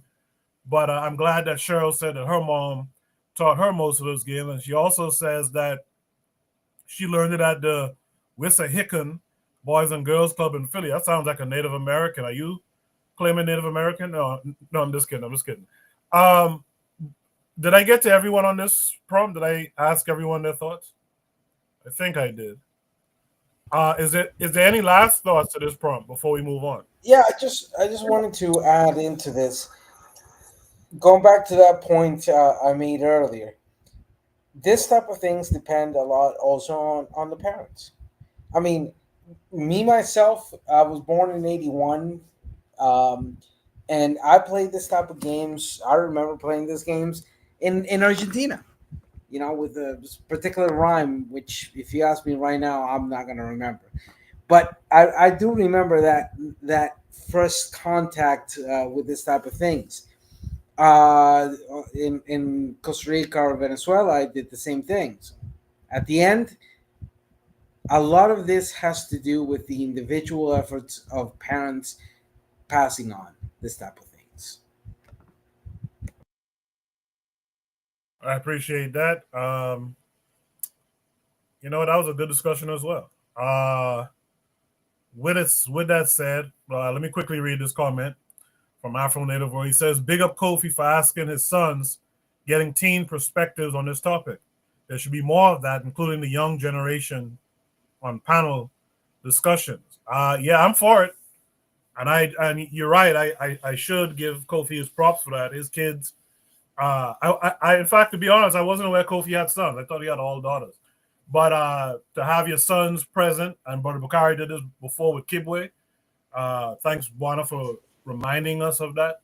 Good stuff. Just to let you know, I do appreciate it. I have 5 children. I have 3 boys, 2 girls. Oh wow, okay. Yeah. Okay. I thought it was mostly I thought you had 3 girls. Okay, my bad. Yeah. For those of you with with the particular mindset, all from the same woman. So I hate when people ask me, from the same woman. From the same woman. I'm married, so same woman. Good stuff, dude. man. I only Good have stuff. one adopted daughter, and that's it. I couldn't handle 5. I'm not like the rest of my family. My aunt had 9. My father had 11, 12. If we talk about the one in Honduras that he did not know until later on in his life, but hey. Yeah, man. Good discussion. As I was saying, for time's sake, let's go to Shooter Breeze topic number 3 tonight. I'm glad Buana seems like he's stable on the panel. Shooter Breeze topic number 3 says, would their choices differ in 2025? Let's see what they're talking about here. So this takes us back to Instagram. I'll play this video. I don't know how long it is. I'll play it and then we'll discuss. The ugly child. That one. Show me the dumb child. Dumb child. Okay, why is she the dumb child? Because she has black skin. Okay. Show me the bad child. Why is he the bad child? Because he's really dark. Show me the dumb child. Why is she the dumb child? Because she looks black. Show me the good child. Why is she the good child? Because she looks whiter. Who's the ugly child? That one. Show me the dumb child. Okay, why is she the dumb child? Because she has black skin. Okay. Show me the bad child. Why is he the bad child? Because he's really dark. Show me the dumb child. Why is she the dumb child? Because she looks black. Show me the good child. Why is she the good child? Because she looks whiter. Who's the ugly child? Show me the dumb child. The dumb child? Get your dumb ass. Anyway, this goes to show real quick. I just want to say this before I throw it to the panelists. When people tell you racism is going to die out, white folks like to say this stuff too. Racism will die out. Those folks are old now. They'll die. No. Look at the young children. Look at these young white kids. At this age, they already have it in their head that black is dumb, black is ugly. You know what I mean? Real quick, I just want to read something before I throw it to the panel. Apparently, this is a post from Riza Islam. And he says here, ever heard of the doll test? These tests were conducted to analyze and recognize the indoctrination of segregation and programming and how they affected children's perception. In the 1940s, psychologists Kenneth and Mamie Clark designed and conducted a series of experiments seeing what children saw as quote-unquote good or bad children, cute or ugly children, and smart or dumb children. Would it shock you that color not only had something to do with it, but it had everything to do with it? Every 20 years, this test has been done, and it ended with the same results. Try this test with your child right now, and you will see just how powerful the programming has still worked up to this very day. Hopefully your child isn't as programmed as others. Hell, try it on yourself. You might be surprised. So with that said, let me throw it to my panelists. Let me start with Kofi on this one. Kofi, what's it? The funny thing about this, I saw this a couple of days ago, and I showed it to my son. He's in the other room right now. I don't know if you wanted to get his opinion of it. He was just shaking his head.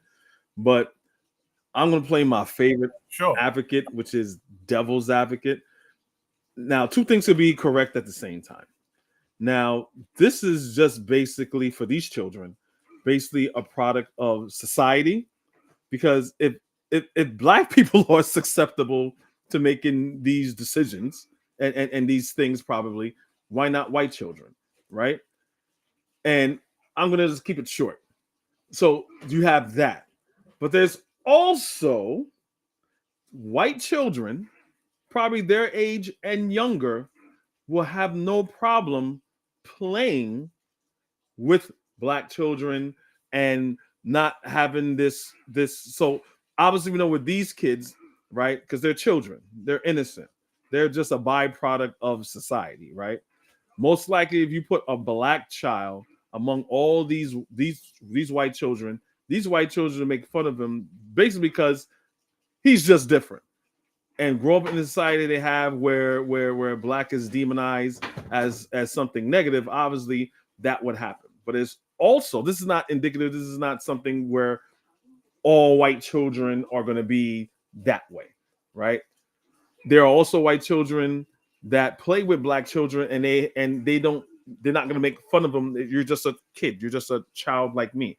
You go to a preschool or a daycare and you have black children, black kids, Asian kids, Hispanic kids, Latino kids. They play with no problem, no incident or anything. So two things could be right at the same time. Same thing, I'll get a little bit political here. If you guys remember when Elon Musk had his X on his shoulder, before he had him on his shoulder, he was talking greasy to Trump, saying, "Get out the chair. That's my dad's chair," cursing at Trump and everything. Now that kid must be like 3 years old. A 3-year-old doesn't have the sensibility and to come up with these things on his own. No, kids look at behavior and they repeat behavior of what they see and what they hear. So we all know if little X is telling on Donald Trump to get the hell out the chair and cursing Donald Trump out, he probably heard his father saying that or people around him saying that. You know what I'm saying? So I don't like to blame children, because they're innocent, they're easily to mold. That's why people always focus on children, because they're easy to manipulate, and stupid people, because they don't have another frame of reference to say, well, okay, what this person is telling me is this true? You know, they have nothing to compare it to. So growing up, if they mold them into, no, son, and your parents or your first teachers, especially the mother, this is what the reality is. And you're like, okay, well, this is the reality. And kids are growing up like that. Again, with me, I told this story before, probably about their age. I'm looking at TV and I'm looking at Miss Butterworth commercial, and I see the blonde hair white boy just like that. And you know, and this is all that I'm seeing because I'm looking at He-Man and all these other white people, and I'm thinking white people. I'll tell you right now, I still have that Negro mindset where white people just do everything. They're just perfect. They just do everything with just absolutely perfect. Everything just turns out good. So of course, I know what I look like in the mirror. So if I'm looking at Mrs. Butterworth commercial and everything's working out, wow, maple syrup comes to life with this white boy. God damn, I like Mrs. Butterworth. I wish you come to life for my black behind, but it's I know that's not gonna happen. So I say, you know what? I don't like myself. I hate myself. I hate my nose. I hate my hair. And I went to my mother. I told my mother that. And my mother had to grab me and said, "There's nothing wrong with you. You're a beautiful black boy. There's nothing wrong with you." But not how many have parents that are there that would do that? And I think that's where the problem is when it comes to our children. Of where the problem is, do we have parents that will just set us straight, or you see what I'm saying? So hold on, do you want to answer? Because remember I showed you this thing where they were talking about the black kid who's the dumb one, who's the smart one. Remember when I showed you that? Just real quick, what's your opinion? No, it's pretty similar to what you said. You know, I feel like it's because of like media, like what the media pours out to like certain individuals and groups of people. So that's kind of my take on it, basically. So yeah. So yeah, that's pretty much it. So I'll pretty much end it right there. Good stuff, Kofi. I appreciate that. While he's still here, let me hear from Buana. Or did Buana drop off again? Damn it.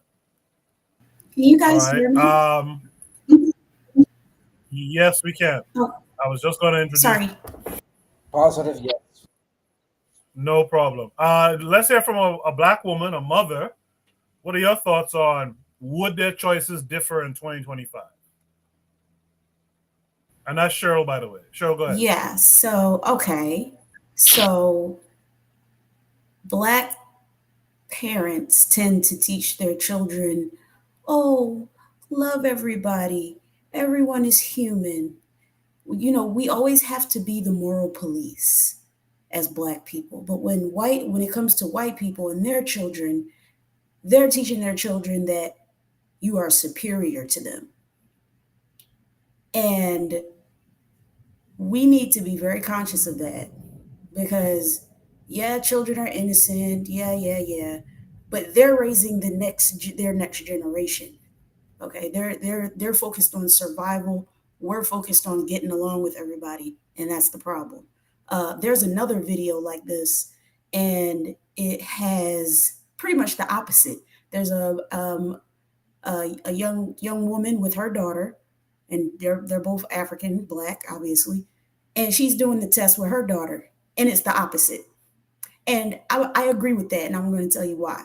It's because we need. Oh, can you please post that? I would like to see that. Can you please find that? That's interesting. Yeah, I'll get my husband to get that up. But yeah, it was excellent. I loved it. I'm not playing good guy, bad guy here. There are no good guys, bad guys here. This is about survival. Okay, and that's all I'm going to say on that. I appreciate that, Cheryl. Straight to the point, and I understand exactly what you mean. With that said, Buana heard the call. Buana, what say you to all of it? Yes, sir. I hope you can hear me, Koku. Yeah, this is an old test. Everyone knows this is an old test. And as the sister was just saying just now, and Brother Bakari also made a reference to this as well. They asked black children the same kinds of questions, and it came out the opposite way. And it's just really based on the questions you ask. If I was to ask, now I don't want to be mean, and y'all forgive me, forgive me. But if you was to ask these little children, well, which one of these people is most likely to visit your one room late at night when your mother's asleep? The question, the answers may be a little bit different. So I am leery of these kinds of tests because it's just really based off of the kinds of questions that you ask. And of course, these little children have been propagandized, just like our children have. So if we was to ask some young black children, they would probably come up with the same results. There is it's difficult for you to be born into cancer without you being affected by that cancer. It's difficult for you being born into a burning house without you coming out that house smelling like smoke. So the effects of the society that they live in, of course, is going to create impressions on them. So these are innocents. I don't like to really get into the children conversation, but like I say, if you was just finagle the question a little bit, who is most likely to destroy the universe? You know what I mean? I don't know if they will pick the black person. If you're like, well, dad does these things every day, so I don't know. I'm more likely to choose myself. It just depends on the question you ask. So I think this is unfortunate, but like I say, it's just a reflection of the greater society. Kokudo, I don't want to interrupt the flow of the conversation. There's a prompt though I don't want you to forget. There was a prompt where I talked about the black man bears his soul and gets called a loser.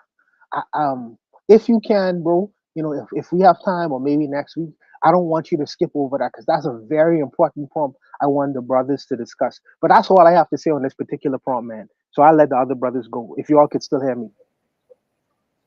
Yes, sir. Appreciate that, Buana. Let me hear from Ditso on this one. Ditso, what's up? Hold on, sorry. I was getting up certain of my sources, etc. So make it short and simple. In one of my classes, while I was finishing up my my minor in psychology, we did this. We talked about this. We analyzed it, etc. In fact, I couldn't find the specific one, but I was able to find one. These are Latin American kids being done the test. This was about 10 years ago, 15 years ago, if I'm not incorrect. I'll put the link at the chat, and you'll see the similar answers in that sense. I know that the Dole test throughout Latin America has been done, at least in the last 30-40 years. I mean, this test, the Dole test, originated in '54. Kenneth and Mimi Clark, and it actually is one of the bases used on the Brown versus Board education that is the base of reintegration of schools back in the United States. But what's interesting is, and I put the link already in the chat. The Latin American kids begin around minute 4:30 out of the 9 minutes 12. So that's when they start applying that test in Spanish, and you'll see the results there. So we see a sure. Yeah. It's right there. Go to minute 4:30. If that's when the Spanish ones begin. I mean, we can look at it right now and add into that conversation. I don't know if you want to do that right now, and then I'll continue posting on that. So, in very short and concise way, we see a repetition, especially in the Western Hemisphere, with that concept, and something that from 50. So hold on, right about there. Hold on, I'm playing. Just mute your mic for me, because that rumble is killing me. But go. I'll play it, and then at what time stamp should I stop? is it 4:30 to the end? Make right there. That's when it will change to Spanish. That's still in English, applied to English-speaking kids. But then right after that, it begins. A lot darker. ¿Cuál muñeco es bonito? ¿Cuál muñeco es feo? ¿Cuál muñeco es malo? Ninguno. ¿Cuál muñeco es malo? Este. ¿Y por qué? Bueno, este es moreno y este es blanco. ¿Cuál muñeco es feo? ¿Por qué? Porque a mí no me gusta el color café. ¿Cuál muñeco te gusta más? Este. ¿Cuál muñeco es bueno? Este. ¿Y por qué? Porque no me dan miedo los güeros porque tengo más confianza con si los un poco más así como este. No tengo mucha confianza. ¿Cuál muñeco es malo? ¿Por qué? No sé. ¿Cuál muñeco es feo? Este. No sé, es que me parece que está un poquito, ¿cómo te diría? Más moreno y no se ve tan blanco. Y no tiene mucho aspecto. ¿Por qué el muñeco blanco es She bueno? was about to say the kid was dirty. Porque sus ojos son azules y todo su cuerpo es blanco. ¿Cuál muñeco es feo? ¿Por qué? Porque está negro. ¿Por qué ese muñeco es malo? Porque está café. ¿Y por qué que este café es malo? Porque pega. ¿Cuál muñeco te gusta más? Blanco. Porque sus ojos están bonitos y su raza también. ¿Cuál muñeco se parece más a ti? Un poquito a este. Es que soy un poquito güerita de mis piernitas y de mis aquí, de mi espalda y de mi carita y mis bracitos los tengo morenitos. ¿Cuál muñeco se parece más a ti?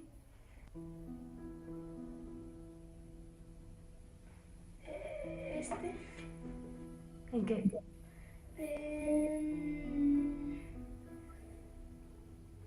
Las orejas. Sí, vamos. Why is she the bad child? Because she's black. And why is he the ugly child? Because he. All right, you can stop right there. So, look, if the test did not have this result, and we're talking about 10 years ago, probably a little between 10 to 15 years ago, and if it did not have the same results in Latin America, then the discussion would be completely a different one. But it does have the same results. And I can tell you this because I personally did it. In Costa Rica, I did it in Panama, I did it in Colombia, and the results were systematically pretty much the same as it happened in '54 with the Clark couple in that sense. So 60 years afterwards, we are still seeing the same results in that sense.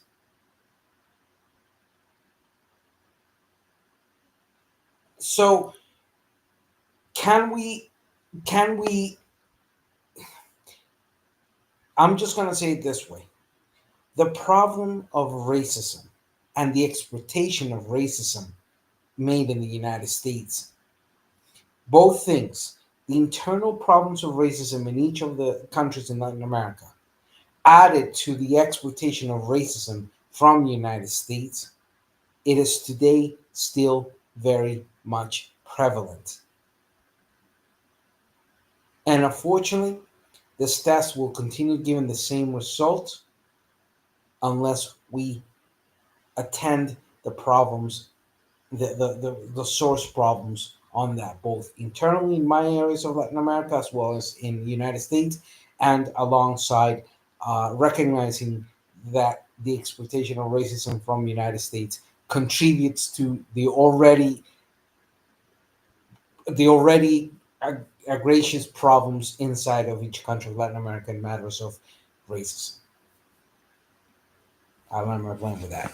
I appreciate that, did so. Who did I not speak to? I don't think I spoke to Anthony yet. Anthony, what are your thoughts here? Oh yeah, okay, man. That was a great topic. That was a great prompt, man. Can you hear me, Coco? Yes, sir. Okay, all right. Oh, okay. Let me see. I'm gonna start. I'm gonna do it a couple of ways. Okay. I'll start off first saying this here. Like my brother said, man. Kobe said. No, okay, that's some learned shit. Okay. We always say our mothers and our parents are our first teachers. In particular, our mothers. Our first teachers. They teach us how to talk. Everything that they are first teachers. And so obviously, the parents taught their child, that how to think like how to see like that and how to think like that.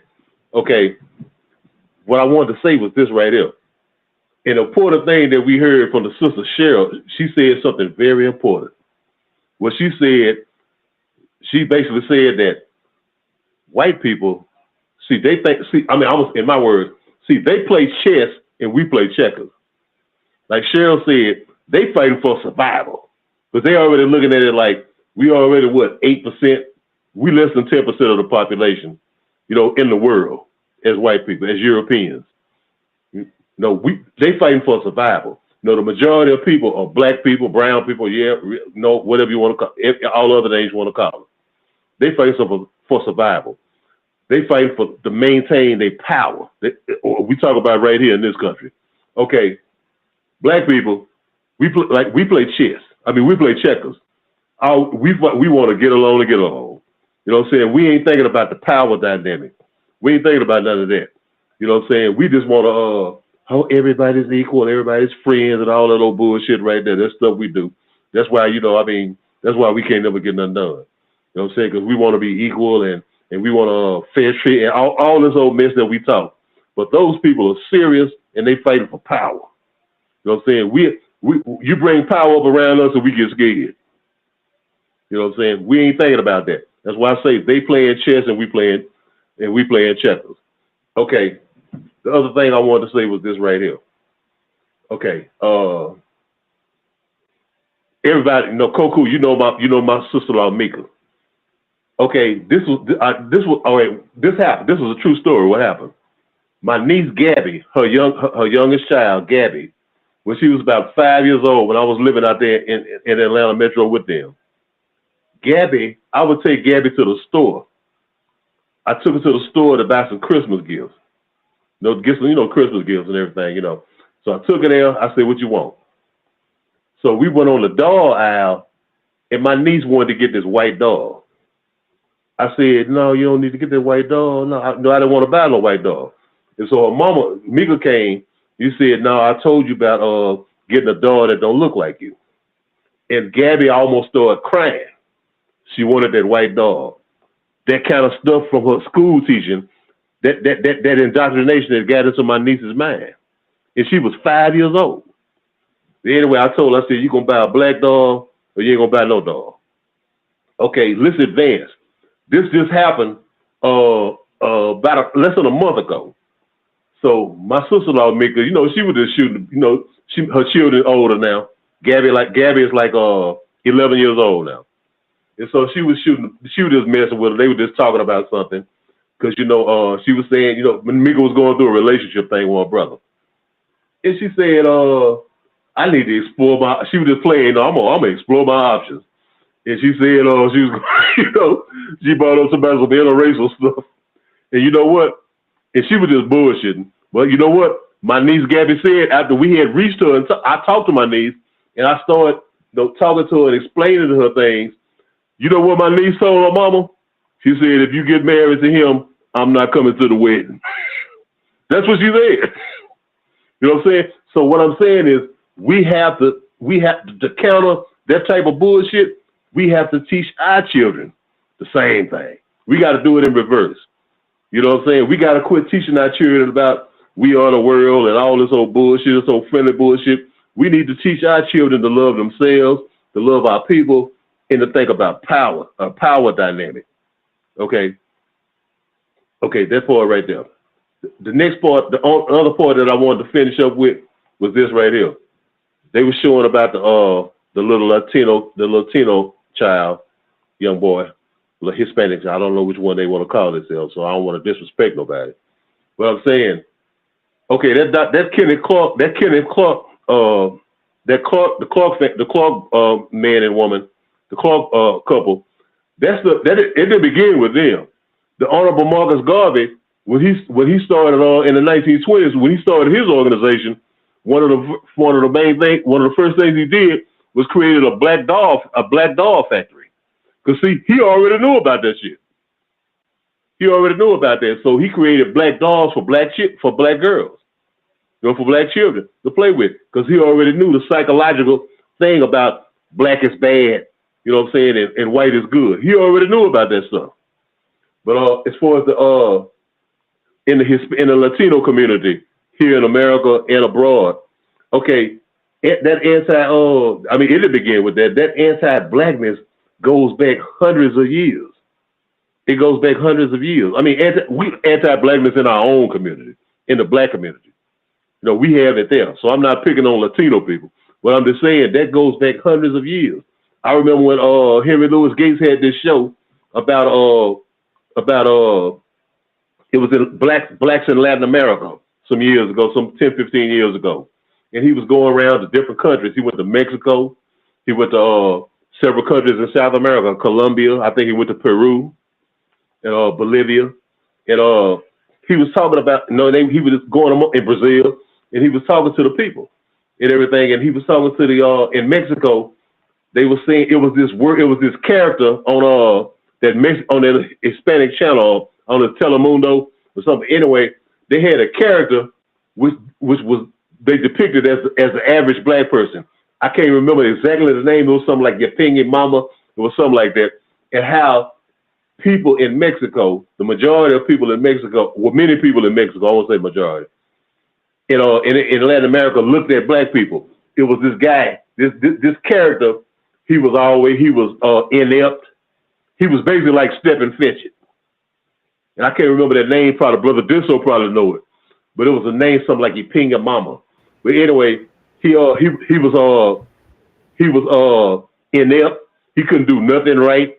He was just goofy as hell. And like it's a character that you see all over Central and South America, especially like in the media, for example. But I mean it was always I could go down the line with a whole bunch of stories that I read and I've talked to brothers and sisters from Central and South America and from Latino people. And they say how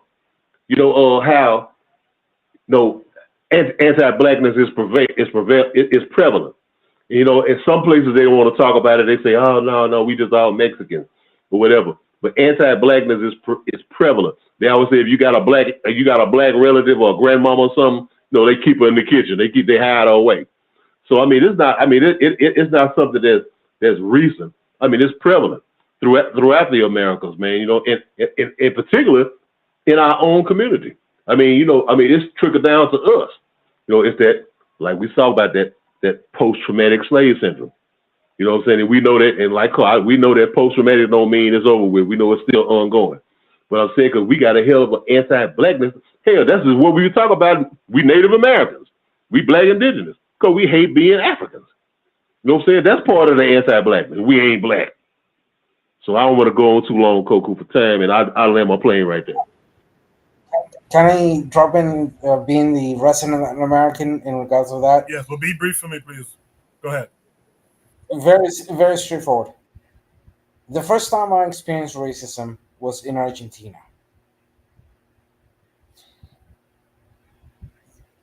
Like I said before, the internal problems of each country in regards of racism, alongside this notion of mejorar la raza that actually originates in Mexico, and then eventually just widespreads throughout Latin America, as a continuous response of what had been happening throughout colonization, and mostly particularly on the caste system in that sense. The anti-blackness, the anti-Afro descendancy in Latin America has been extremely prevalent for a long time. And the efforts of people like me to change that are also alongside that prevalence of that idiocy. So, yeah, alongside the fact that when you have Latin Americans migrating and taking that anti blackness added into the anti blackness of the United States, then you have the creation of a perfect monster. Appreciate that, did so. Before I get to Black Steel to give his thoughts on everything he's seen and heard, Cheryl mentioned this video earlier and she got it to me in the private chat. So let me play this. It's short. Let me play it and then I'll have Black Steel sum up everything in his response.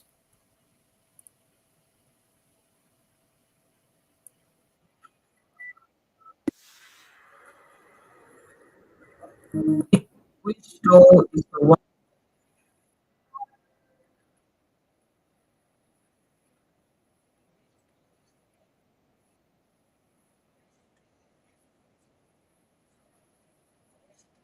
I can't hear it.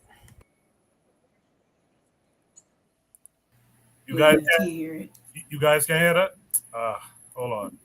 No. Let me set it up again. Give me 1 second. All right. Audio should be there. All right, let me start it again. Thanks for letting me know it wasn't playing sound. Appreciate that. Guys, let me know if this is working now.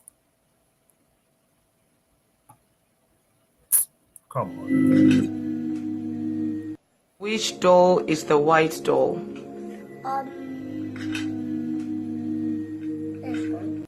Which door is the black door? This one. Which door is pretty? This one. Which door is nice? This one. Which door is good? This one. And then look at mommy. Which door is bad? This one. Which door is ugly? This one. All right, did you guys catch that one? Yeah, this Yeah. one. Yep. All right. So with that said, let's hear from Black Steel and all his thoughts on everything. Black Steel, go ahead. Man. So to answer the question, would their choices differ in 2025? So I would say no, they wouldn't differ. And not only would the white children's answer that, the black children would answer that. I have so many stories I could share with you guys, but I'm just gonna share two of them. Young man came up to me, sir, you ever want to be white? I'm like, what? I'm like, what? I said, yeah, one day you ever decided you didn't want to be black, want to be white? I said, no, never in my life I ever want to be white, son. I grew up around nothing but white trailer trash my whole life. I grew up around nothing but crackers, trailer park, no tea, dirty, fighting in the street, prescription painkiller. I've never in my life desired to be anything other than what I am. But a black teenage boy asked me that question. Have I ever wanted to be white? Oh, you didn't want to live in the house with both your parents? So in his mind, he had created the idea that white people live with both their parents. White people sit down and have family dinners together. That wasn't what he experienced. So in his mind, that's what black people don't have two parents. Black people don't sit down and have dinner together as a family. Black people don't do things like that. That's white people. That's what he wanted to be in his mind, was a white person, because white people did stuff like that. Another thing, I had a black girl. She talked to another black girl. I don't like dark skin. I like light skin. I don't like them to. Now, mind you, the girl saying this is black as the ace of spades. Okay, she's extremely dark skinned. I don't like black people. I said, hold on. In the middle of my lesson, hold on. Have you looked in the mirror lately? I'm black in Cherokee. I said, no. Have you looked in the mirror lately? Why are you ashamed of being black? I'm not ashamed. Okay, then tighten up. All right. That's just two examples of what I had. Yeah, I know. But my girl said, "Ooh," she's like she was surprised. I said, so. Anyways, um, the same media, the same culture that white people are ingesting, black people are ingesting, and it takes a strong mind to resist it. But not only that, but it takes strong parents, like the video with the young girl. I really appreciate that video, because it shows how strong parenting can help build up resistance against this. But when children come to TV, all their heroes, Superman, white, Batman, white, Wonder Woman, white, Barbie, white, you know? Um, they had Black Panther and they killed him off and replaced him with his sister. Um, it's constant. It's constant. It's always in the background, to the point you don't even realize it anymore. And we have to create barriers, have to create education for our children. Like I said, me personally, growing up, all the white people that I grew up around were white trash. They weren't smarter than us. They definitely didn't look better than us. They smelled. So when I thought about white people, my association with white people, ugh. Whereas somebody like my girl, she's from New Jersey. She grew up around rich, affluent Italians, and they own their businesses, and her connection with white people, these people are doing well, and we're not.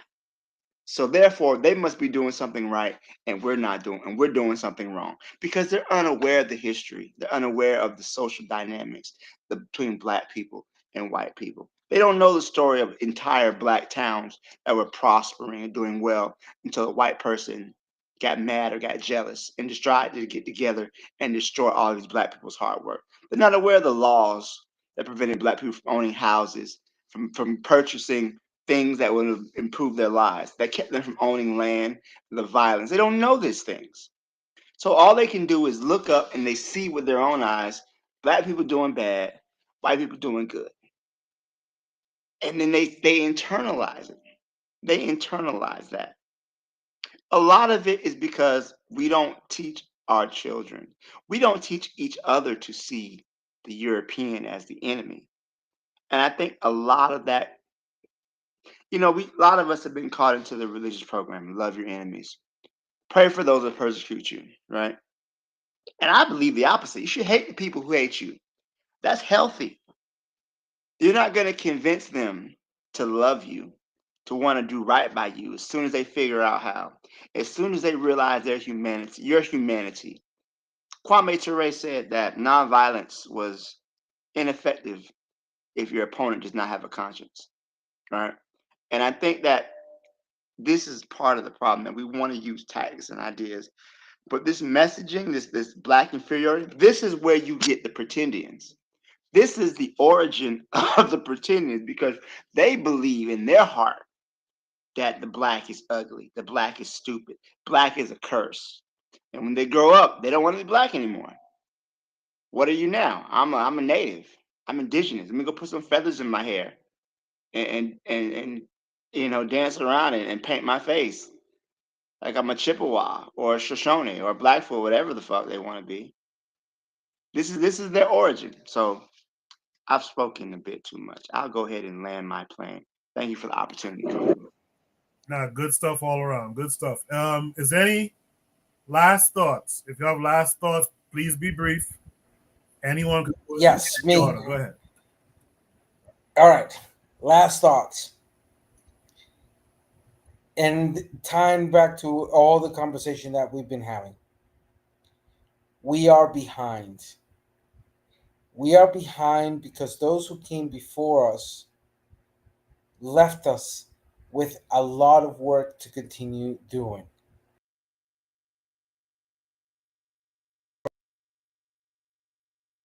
From their successes in advancing.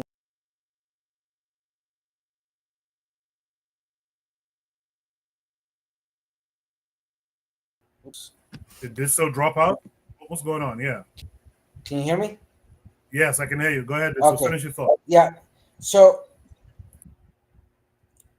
this whole point and this whole conversation has to do, and particularly here in the Western Hemisphere, aka Americas, etc., whatever, Yala, Turtle Island, whatever name we want to give it.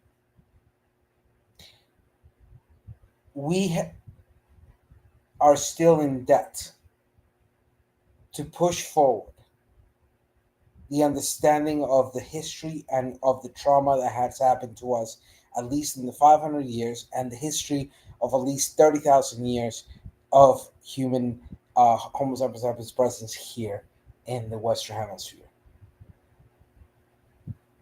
And we still have a lot to do.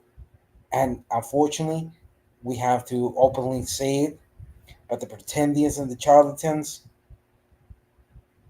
because the things they speak about, even if they're false, they attract people whose identities have been warped by this basic notion of not understanding our own history. I'll land my plane with that.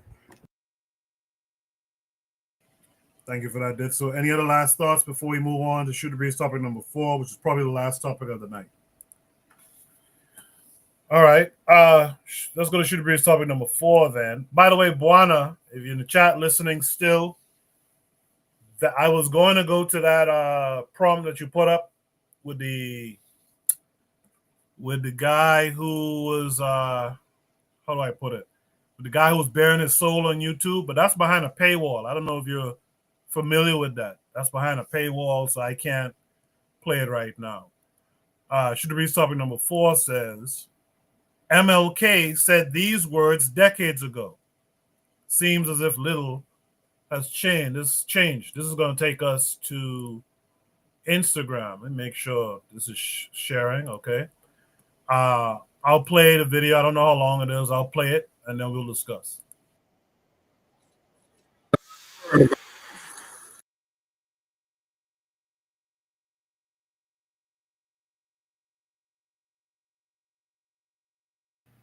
Can't hear it. Can't hear it. All right.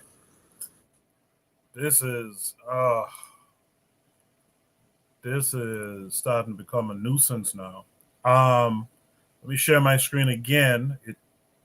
It says the audio is on, so I don't understand why it's not sharing when it says the audio is on. So let me try it again.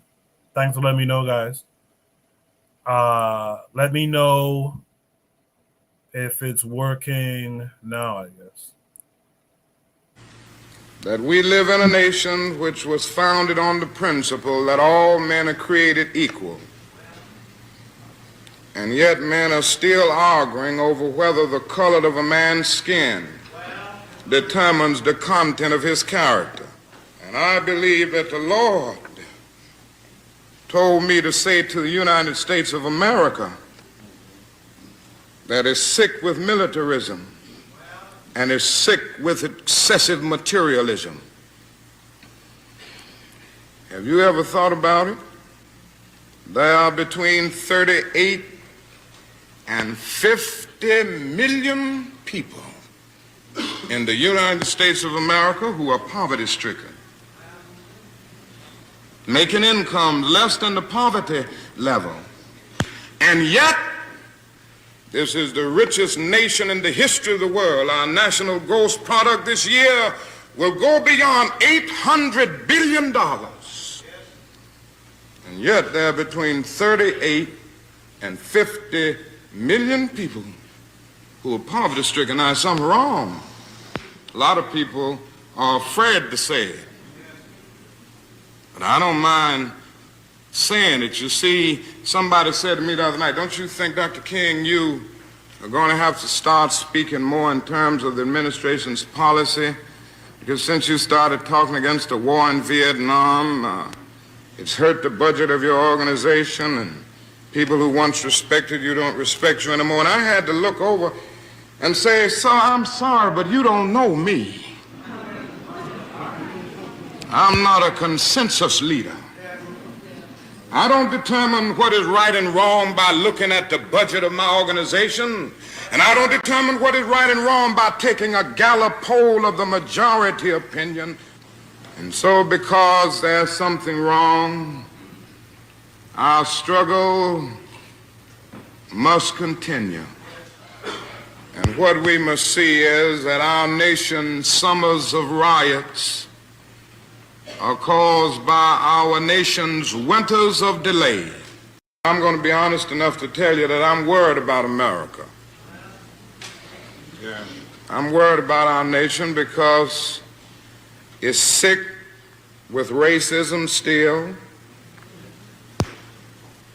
Just think about the fact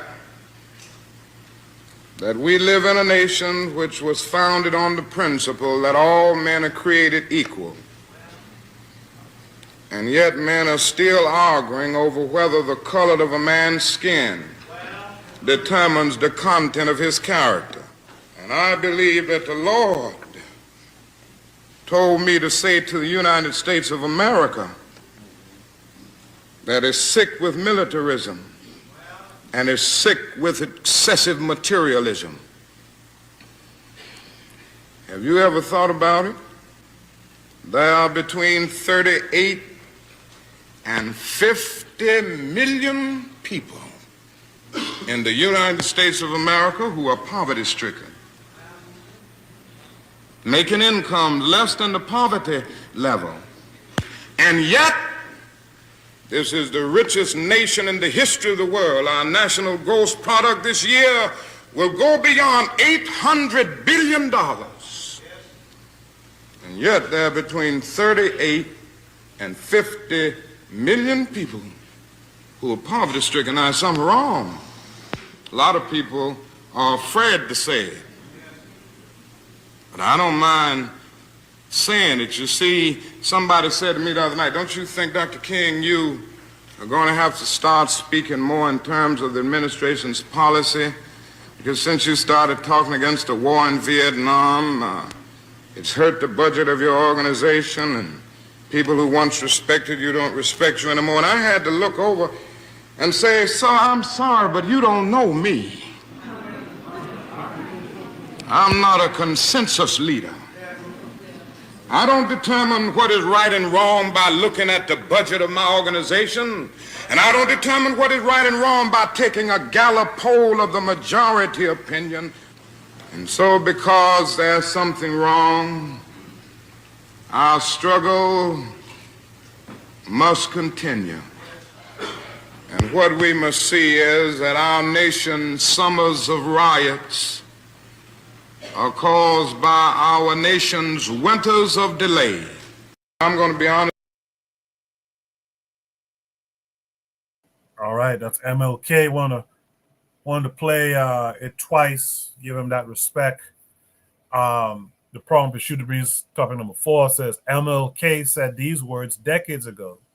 Seems as if little has changed. I noticed the chat, the comments were pretty good. Someone said whether it's 1967 or 2025, hate and racism is still the same. Someone else says he was the first black president that was never elected. Someone else says 58 years later, Dr. King's words still apply to the USA. Someone says, Dr. King, I wish you were here in today's time. So a lot of positive responses to this comment. I'd like to see what the panelists have to say. I'm going to switch it up. I'm going to start with Anthony on this one. Anthony, what say you to MLK's words? Hey, Coco, do me a favor. Hey, pass me by right now. Come to me later. I'm still thinking about it. What I wanted to say. All right. Let me hear from Black Steel then. Black Steel would say. If Dr. King was alive today, he'd be called woke. He'd be called he'd be called a hotep, a dusty hotep. He'd be called a Bible thumping Jesus freak. You know, Dr. King was alive today. He would not. Only in death are men like Dr. King admired. You know, when he was alive, he was under surveillance by the FBI, the CIA. They were tapping his phone. They were trying to say he was cheating on his wife. People still out here in 2025 peddling CIA, COINTEL, FBI nonsense about Dr. King cheating on his wife, even though his wife said he didn't cheat on him. But people are still out here regurgitating that nonsense. Dr. King is very accurate in his analysis, and I think that this is the time, especially around the time he started to denounce the Vietnam War, when he said that America was the largest purveyor of violence in the world. Is when he started to lose favor. Once he started to hit at, what they say, when you're receiving flak, that means you're above the target. For those of you who don't know, flak is another term for anti-aircraft fire. So that means when you're receiving fire from the ground, that means you're above the target. And Dr. King was starting to touch on some things that was really making the white people who were in charge very uncomfortable. When he talks about American militarism. Now, the military. Black Steel. Yes. Black Steel. I'm sorry. I'm so sorry for cutting in, brother. You know I having problems with the internet right now. Yes, Could you keep your powder dry until I go, bro? Because I don't know. This is gonna crash for me again. So just let me go ahead of you. Just keep your powder dry for a minute. Okay. So for Dr. King, such a great man. The conservatives are trying to turn Dr. Martin Luther King into the world's hypocrite, into playing his audio tapes of him so-called cheating on his wife. And I say, what if he was cheating on his wife? It doesn't take the truth away from the truth of the things that he stood for and the things that he said. Did he have personal failings as a man? Absolutely. All of us do. All of us do. Anyways, all of us do. So despite the fact that he may have had some personal issues or failings in his personal life, it doesn't take away from the truth of the things that he espoused. And one of the things that when Dr. King says that all men are created equal, yes, biologically, all men are created equal, but certainly not economically, because Donald Trump's father was able to give him $1 million at his death. Transition. How many black people could claim the same thing? And politically, we are not created equally, because there are the sister tonight who was talking about Indian heritage and Indian stuff like that. Of course, they're gonna be poorly politically educated about their history and culture and the things of where they come from, as opposed to someone who understands politics, history, culture a little bit differently. So of course they're gonna be created unequally. So economically, politically, and socially, we've been trained much different from the so-called dominant society and culture. So biologically, we have been created equally, of course, but in different aspects, we have a shortfall in our creation. We have a shortfall in our creation, and it can't be dismissed. So I just say, shouts out to Dr. King.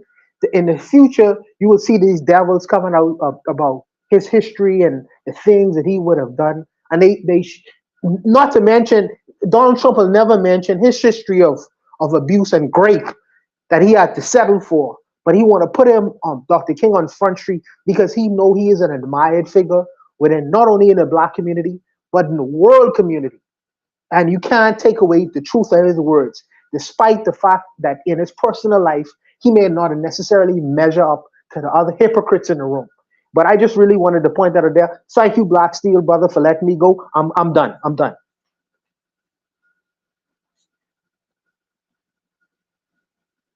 All right, Black Steel, finish your thought. Well, since before I was so rudely interrupted, Right? I'm just messing with brother. I understand technical issues being what they are. Um, but yeah, just Dr. King was starting to hit a little bit too close to home with his thoughts about um, America's role as a purveyor of violence in the world. So also too, when he talked about the economic role of for economic justice for Black people, it's one thing to integrate a lunch counter in Birmingham, Alabama, or Albany, Georgia, or Selma. But when you talk about redistributing the wealth, economic justice, that was a little bit too close to home. And it was funny when Dr. King tried to move. He went to I think it was Illinois, and he tried to move into like Cicero, Illinois, and he said those white people in the North were more violent than the white people he had dealt with in Alabama, Mississippi, Georgia, all of them places. He said so.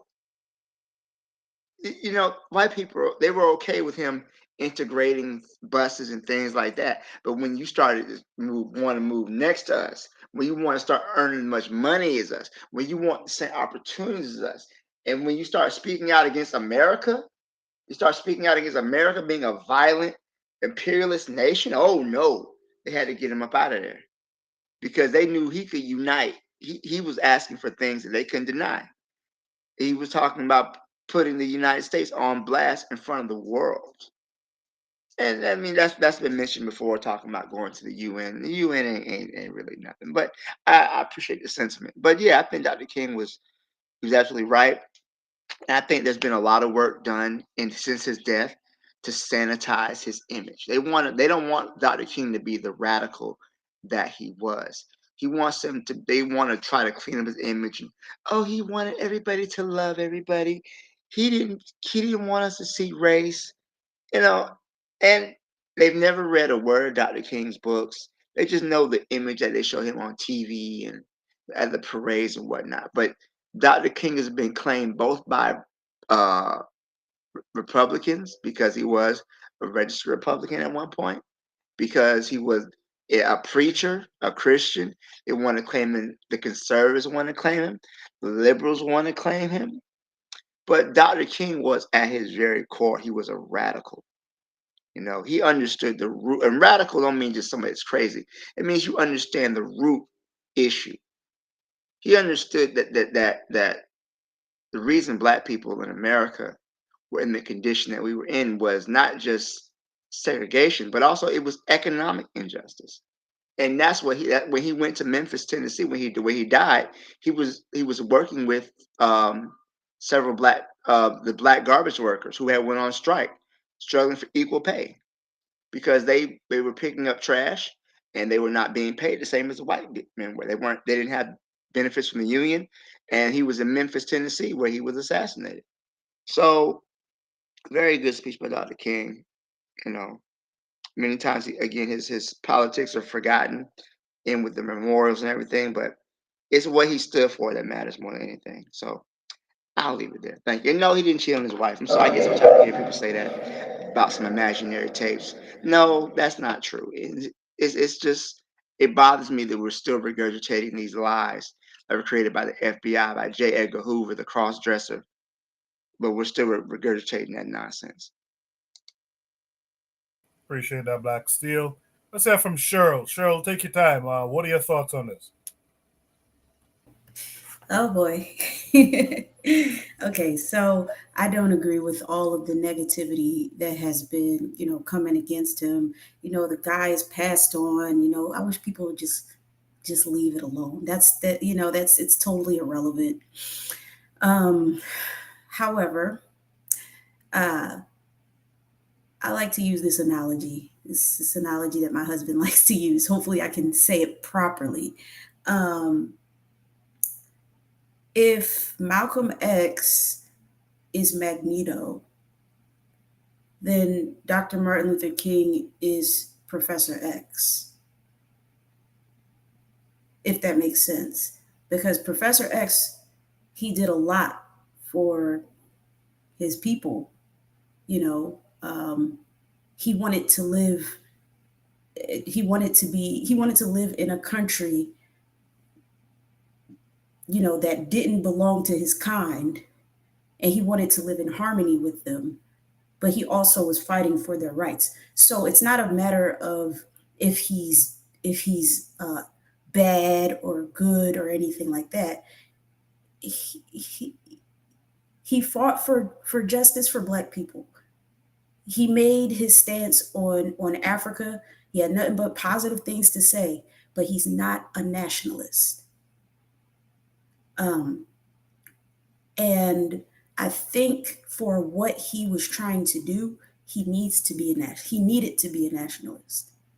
And I do understand, you know, we all have different stages of confusion.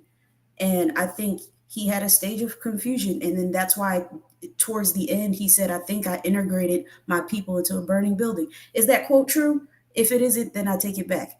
But the point is that he was trying to fight for equal rights inside of a country that unfortunately we have no claim to. So, I mean, he did the best that he could with what he had. But at the end of the day, he's not a nationalist, but I still respect him, and I'll end it there. That quote was spoken to Harry Belafonte, if I remember correctly. He's the one who told us that Martin Luther King Jr. said that. But You know, I hate that analogy though. That Martin Luther King, Malcolm X, and Magneto and Xavier. I don't know who's reading comic books because that is not an accurate analogy to me. Xavier set up here and raised child soldiers to fight. I don't know. The whole X-Men was about X people. I don't know. Man. I disagree with that analogy. Okay, we're talking. If you want to go into the actual comics, I'm talking about the comic, the storyline that majority of people who don't read comics. Which one? one? The point is that he's not a nationalist. Which storyline are we talking about here? Sorry to jump into that, but it's widely known that Stan Lee actually that is not true. That's not widely known. Stan Lee did nothing of the sort. If you talk about it, was Chris Claremont who started writing X-Men after he got canceled, but Stan Lee did nothing of the sort. But the point is that he's not a nationalist. Who, Dr. King? Dr. King is not a Fair nationalist. Fair enough. That's true. I agree. But that's as far as the comparison between Xavier and Magneto, nah. But he's not a nationalist. That's very true. Okay, so the X-Men movies that came out during the early 2000s, the way the way that they were depicted in those movies, yes, it's a very accurate analysis. But the comics, I'm not a fan of comics. I mean, I don't read them like that. So you're probably right in that aspect.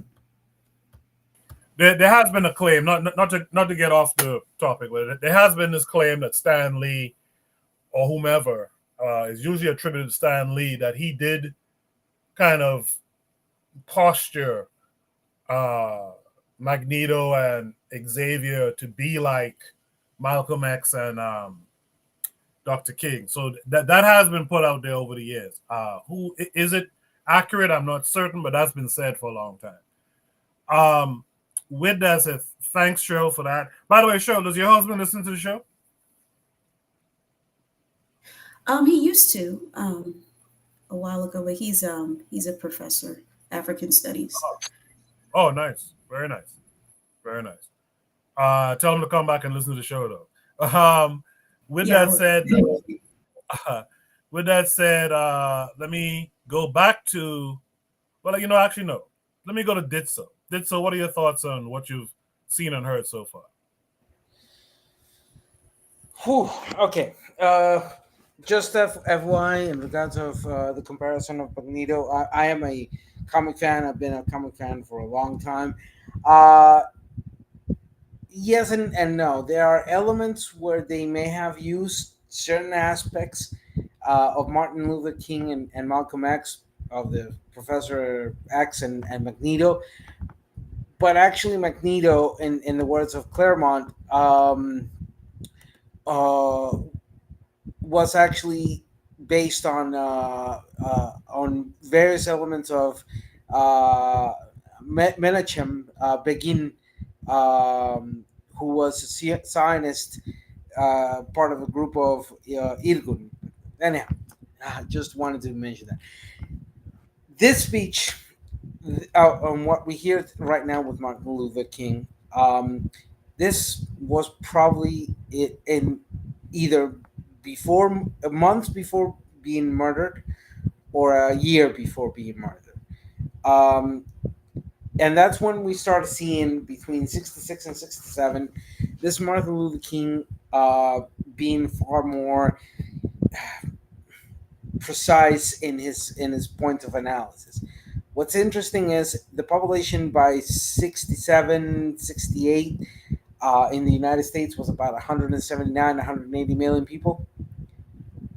50 some odd years, 60 some odd years afterwards, it's 326 million.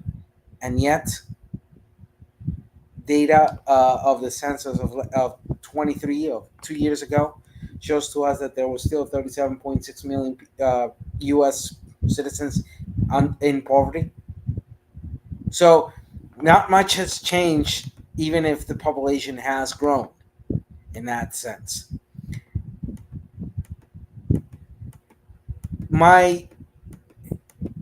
Of course, as a secular atheist, I always have had allergy of the combination of religious aspects with politics. I've always considered that to be a nuclear direction. It will always blow up in one's face. And in the matters of my studies towards Dr. Martin Luther King, I can gladly ignore his religiousness into his speeches, because the underlying subjects he always talked about were precise in many ways, shapes, forms, and manners. And his words today ring as, dare I say, prophetically well established, self-prophetically well established. So, to land this plane, and in the line of what we have been speaking about, the illness of the United States is that it is dying because of its own hubris, not doing the hard work of facing and owning up to their own history. Too much, we're the best country in the world, and too little, what have we done to deserve that title of best country in the world. And with that, I land my plane. Appreciate that, did so. Last but not least, Anthony, you've heard everything everyone else had to say. What say you? Okay, this gonna be kind of fun a little bit. Kind of, I don't know if everybody gonna get it. All right. And okay, this is what I'm gonna come from this way. In the first place, I agree with the sister, man, what she said when she was what she said about he wasn't a nationalist. I mean, and that's one of the key things right there for me, because he wasn't a black nationalist. You know what I'm saying? I think that he fought. First of all, I would say Dr. King was a brilliant man. I think he was a brilliant man. I think that he was a man who was sincere. I think that he had black people in mind, in his heart. You know what I'm saying? For us to, to be, for fighting for us, for all of the things that he fought for us for. I want to say that part right there. But what I'm also saying is that at the same time, I mean, even at the end of his life, where they say he made a statement about he didn't know if he was integrating his people into a burning house. What I say was this right here. I remember I had a video that I put in my archives. It's a documentary, not a documentary, but it's a video called After MLK, after he got killed. And it was a panel of different black leaders and black spokesmen. They had the sister from the Black Panther Party, Catherine Cleaver. They had the brother. They had Amiri Baraka. They had they even had that old Uncle Tom, Andrew Young. They had it was a host of people, and they were discussing, where do we go now after the death of Dr. King?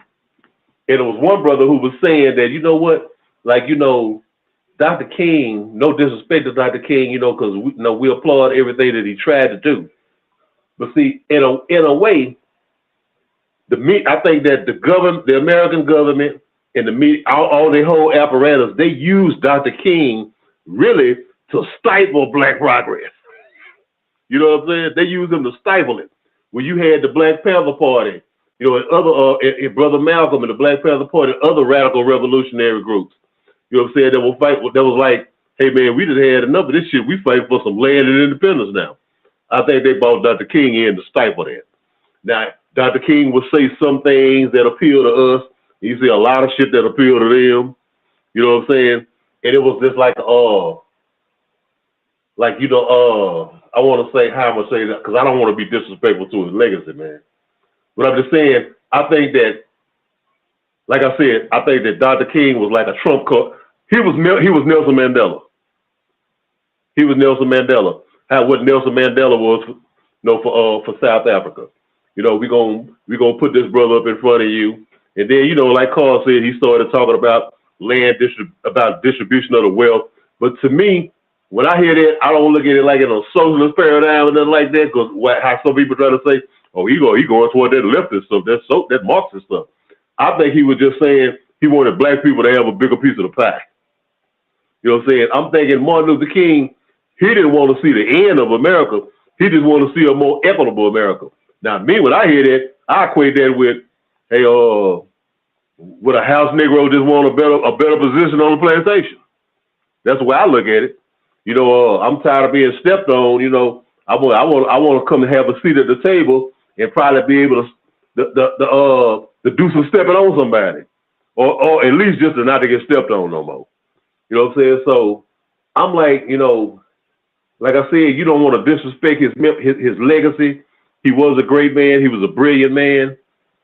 But I think that, and though it wasn't his fault, I think that he did more to stifle our progress as black people, like moving forward in a revolutionary way. And, in the tradition of Malcolm, the Panthers, and for all of us who are black nationalists, who like, we want a land of our own, or, whatever, us who hold the tenets of Marcus Garvey. I think that a brother like him, like Dr. King, he was a stumbling block.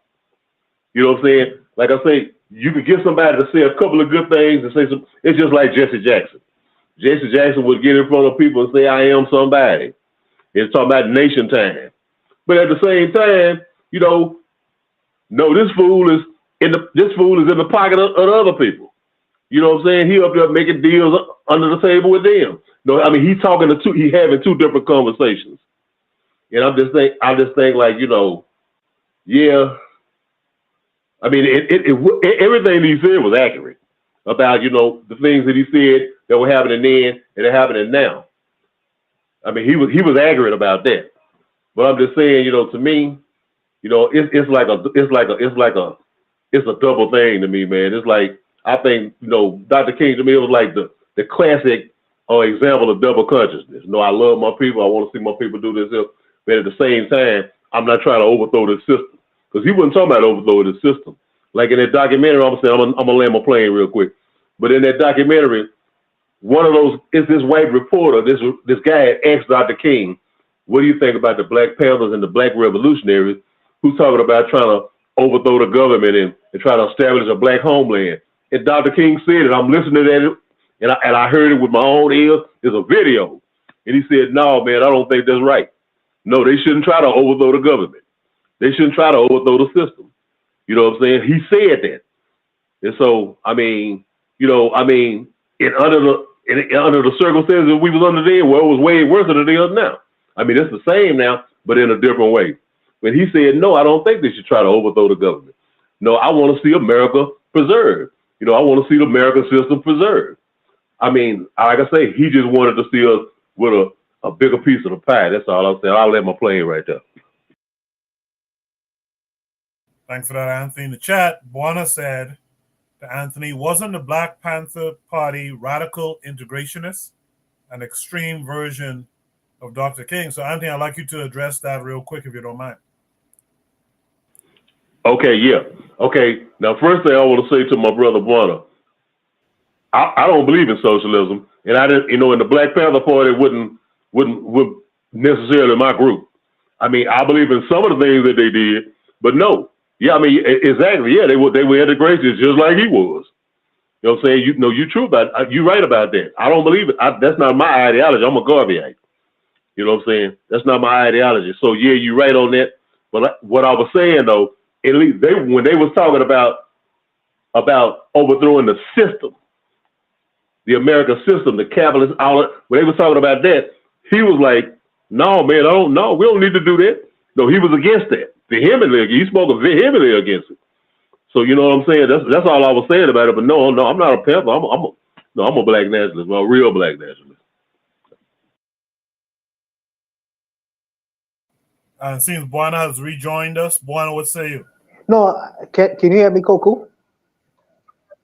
Yes, yeah, sir. I understand what Anthony is saying, and that's good that he is. Well, all of us walk the line when we talk about Dr. King, because Dr. King ultimately gave up his life for the struggle. From the stand where we stand, well, from where I stand, let me talk about me. From where I stand is from a Garveyite perspective. As Anthony, we reject Americanism. Yeah, we reject Americanism. You know what I mean? It's like dismantling of the whole system.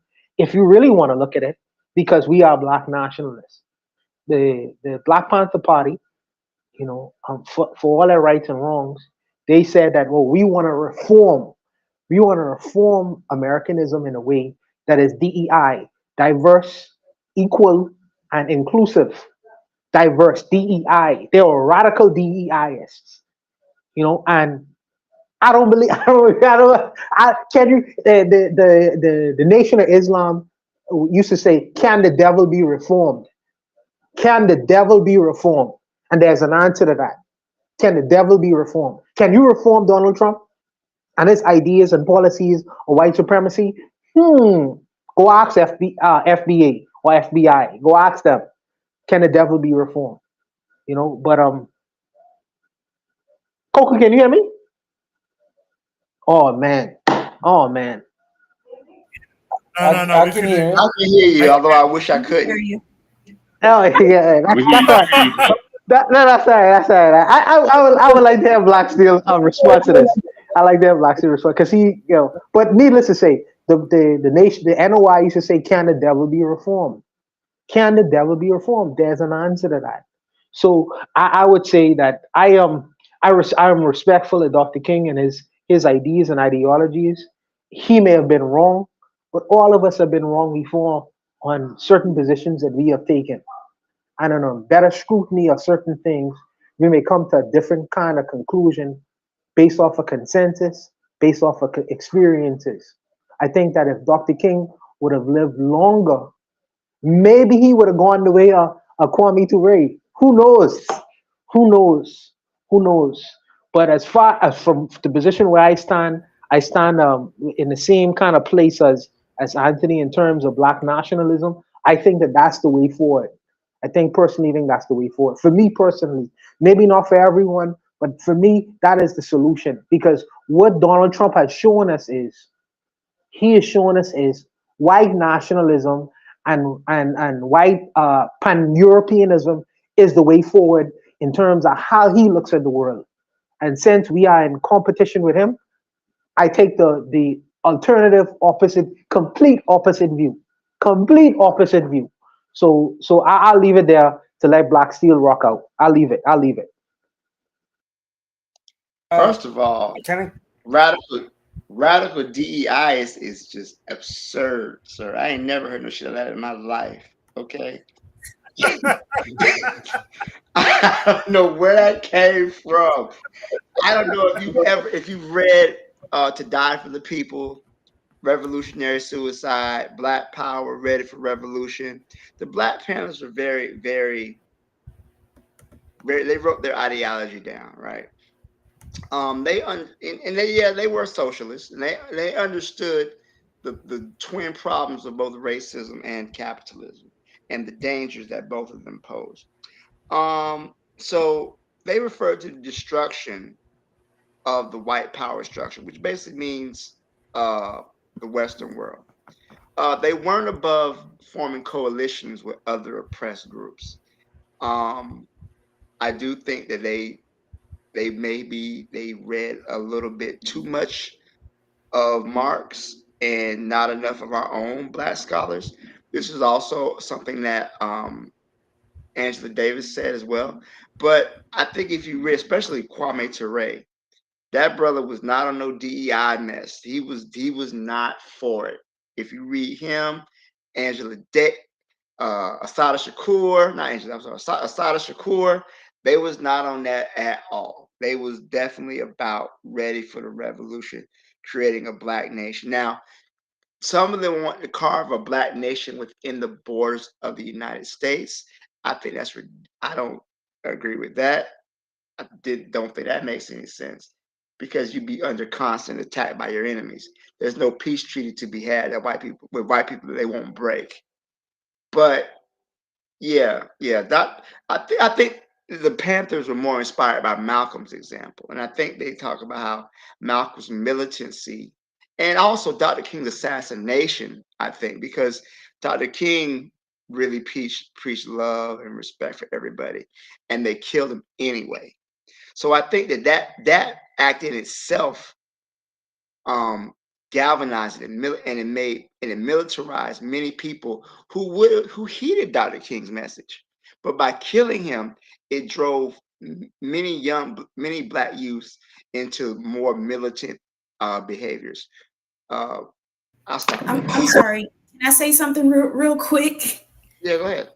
You said Angela Davis was a revolutionary. I'm sorry. I meant to say Asada Shakur. That was my fault. I meant to say Asada Shakur. You scared me for a second. You better jump down my whole throat. That was my bad. I meant to say Asada Shakur. Please don't kill me. Please don't kill me. I know Angela Davis is I ain't got no words for her. I want to mention something real quickly, if possible.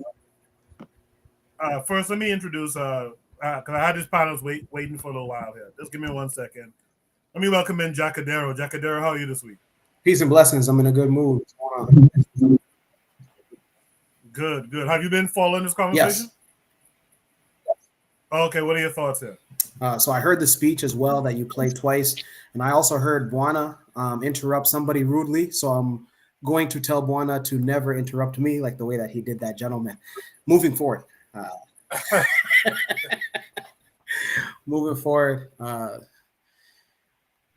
I actually have, two different thoughts on MLK and what he's done. Obviously, just like I believe it was Anthony. I'm not here to tarnish his legacy because he did a lot of things. He was on the ground. One of the criticisms about Malcolm was that he just talked a lot. He would give speeches a lot, but MLK would actually be, whether it would be partaking in bus boycotts, sit-ins. I know that, us as Pan-African nationalists, we have our own criticisms about those, but nonetheless, like he was in the line of fire, so to speak. One other thing that I want to bring up is that I believe that one of our sisters here was saying that, he wasn't a nationalist. And yeah, he wasn't a Pan-African nationalist necessarily. And I don't believe that he was a Black nationalist, right? But one thing that I was told when I was younger, and then I got to research when I was older, is that there was an airlift program, meaning that there was a foreign exchange student program for Kenyan students back in those times of civil rights. And MLK actually financed for Kenyan students to come and learn at HBCUs. One particular was a student that went and attended Tuskegee. So and this was no small feat. This was a large feat. They had to actually get JFK involved, the president at the time. But I say all that to say, like, MLK has been quoted to say that, Africans and African Americans share a common struggle against colonialism and segregation. And he took that and he put his money where his mouth was by having an active interest in the education of African students. So, again, I got my own criticisms about him, but just off of that alone was something that very few people were actually doing. Connecting the continent and the African diaspora. Yeah. Appreciate that Jack Darrell. Let me also introduce, and then after he speaks, then Ditso can give his thoughts. Let me introduce Brother Bakari this week. Brother Bakari, how are you?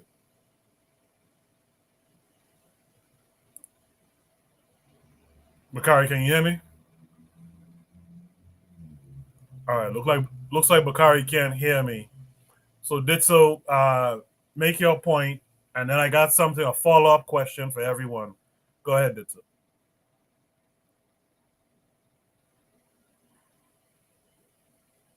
Can you guys hear me? Yeah, we can hear you, Yeah. but we can't hear each other. Okay, so Ditso didn't respond. Let me see. But Okari can't hear me. So you know what? I'll just go right to the follow-up question. Again, this is the last topic for the night. But in the chat, our brother Afro Native World brought up a good point. He addressed it to Anthony at the time, but I like everyone to take a crack at this.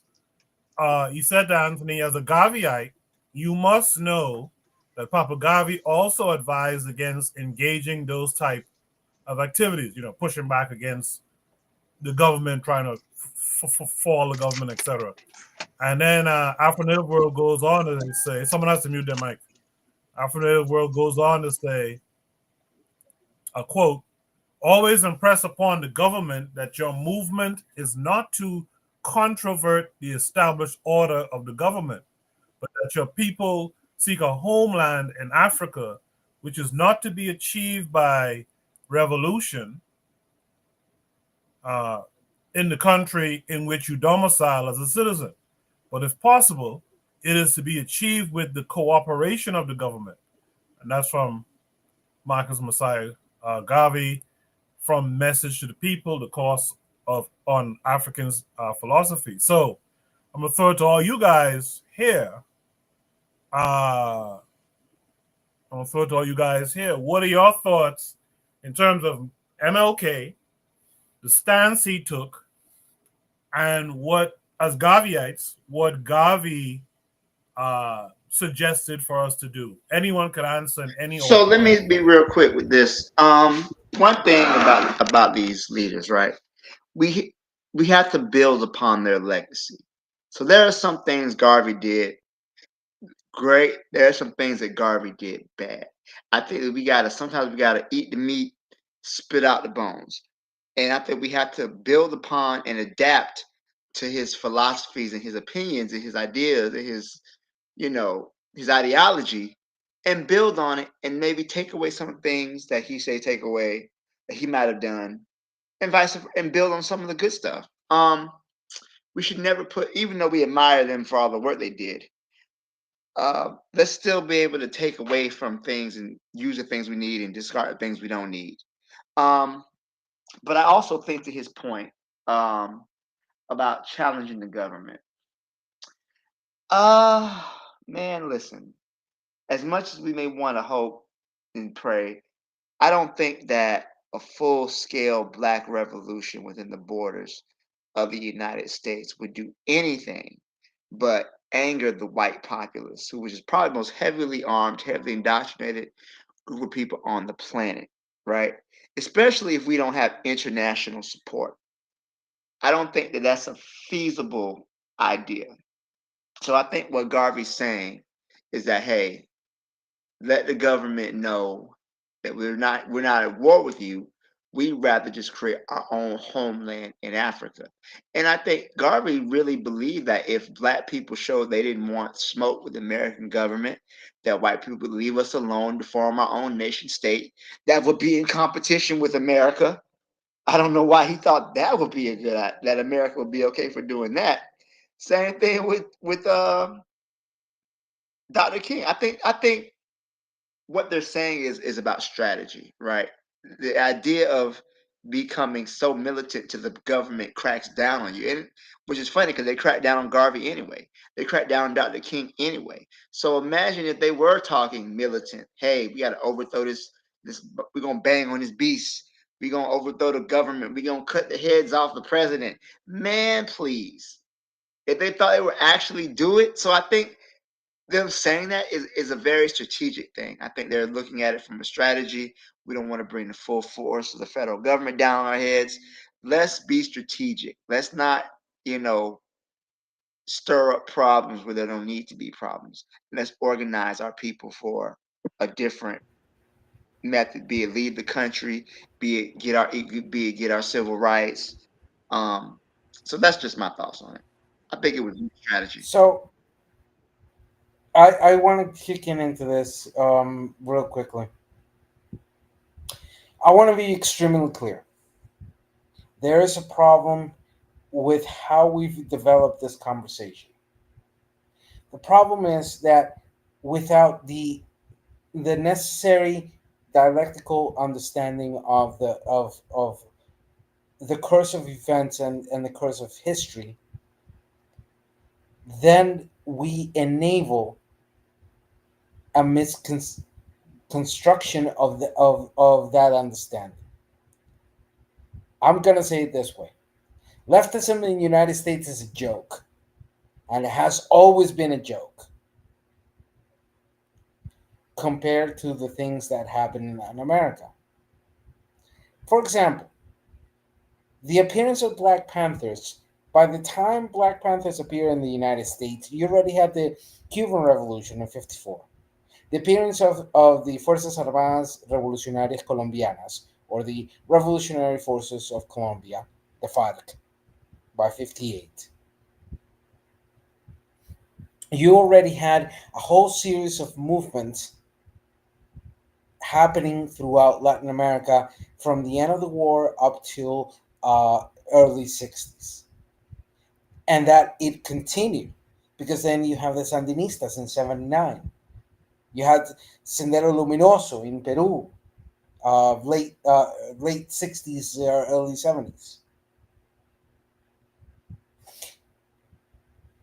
And let's be frank, apart from the victory of Fidel Castro in Cuba, there has not been a successful leftist movement to overthrow a government after that. The only other example happened in my second home, Venezuela, with the appearance of Hugo Chavez. But Hugo Chavez was a military man. He attempted 2 military coups against Carlos Andrés Perez back in the '90s. He was arrested, and then he was pardoned by the following president, Rafael Caldera. And because he was pardoned, he then was able to launch himself into the political field.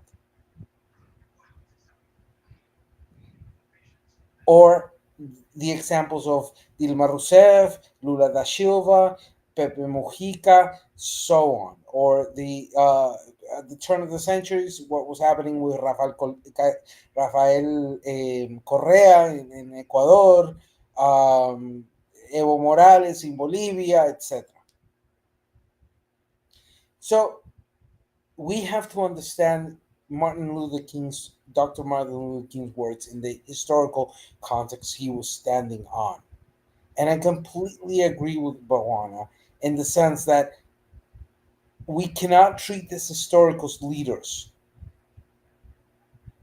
under the idea of cult of personality. We have to learn to filter what the great genesis of their words meant and where their if we are able to do that, and yes, agreeing to the fact that hindsight is 2020, then we can continuously develop their legacy. But if we do not have the correct elements, then that opens the door for pretendians and charlatans to develop philosophies that are as skewed as the water that runs in the sewers. To land the plane without the necessary tools, and I repeat myself, we're doomed not to progress, not to change, but to submission and subjugation to those who control the power. So, yeah, but Ditso, Ditso, can you hear me? Yeah. Yeah, this is gonna be my closing because I don't know if I'll be able to get back on at all. But Ditso, I want you to do some homework, brother, because you talk about leftist politics in North America. I am familiar with leftist politics in the South America and in the Caribbean. But I don't know how familiar are you with leftist politics outside of the Panthers. There is a book by Robert F. Williams, called Negro with Guns. Negro with Guns. I want you to look up that name first and foremost and do some research on Robert F. Williams in terms of leftist politics in America. Also, too, I want you to look up Elaine Brown. I want you to do some more research on that. And not only that, the work of Kwame Ture. I'm sure you're familiar with him, with Sekou Toure and what he would have done in Guinea in terms of leftist politics. But I need you to look up Robert F. Williams further, because you may not necessarily be familiar with his work in terms of leftist politics in the United States. But let me just say, just to end, Coco, just to be brief. Thank you all the brothers who would have contributed tonight, and y'all did great works. Jacodero, I heard you claim I would never interrupt you, brother, like I interrupted Black Steel. Please forgive me, for interrupting you, because I know you from Nebraska. Nebraska guys don't play. But but much respect to all the brothers. Before I cut out, it's been a blast. Coco, I'll talk to you later about this streaming thing. We'll talk about that later, bro. And much respect to all the brothers in the room. And I'll just leave it there. Much respect.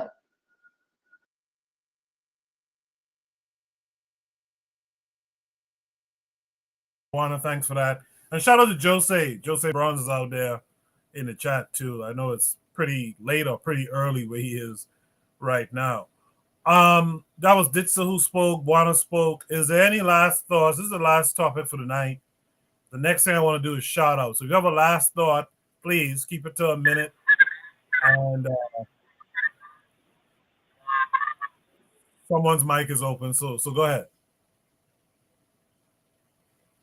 All right, I guess not. That was me, Coco. That was me, right. Coco. Are you gonna speak, Coco? Yeah. Yes, sir. Go ahead. Okay. All right. First, I want. Okay. So we got to. Okay. First, I want to show. Hey, Buana, you see this? Can you see it, Coco? This that book, Negro with Guns. Can you see it? It's coming up now. Coco, you see it? We got a delay. This Negroes with Guns right here. The book that Buana was just talking about. Negroes with Guns. And the book that Carl was talking about, Black Steel. Here go my Huey B. Newton right here, to die for the people right here. That's to die for the people. I read that. Okay, what I wanted to say real quick, hold on. Can you hear me, Coco? Yes, sir. Yes, sir. Okay, what I wanted to say was this right here. Okay, I get where Black Steel coming from about what he was talking about the independent homeland. But I'm saying this. Okay, this is what I'm saying as a Black nationalist. I mean, to me, I have two goals. I have two options. It's either a Black homeland or to repatriate. Okay, now let's say we're going with the Black homeland because I'm a Black nationalist. Okay, you can say, well, we're going to be destabilized. It became that. Well, you know, they've been doing that anyway. They've been doing that for the last 400 years against us anyway. Hell, I'd rather do it on my own land, you know, to be living on their land. Because what I'm going to do? If I stay on his land, I'm still going to be a slave. So, I mean, I'd rather trying to fight for my own land. That's what I say. Even if you think it's a pipe dream or whatever, but I still would rather fight for that, to have my own land, you know, than to be living on his land under his rules. At least have our own.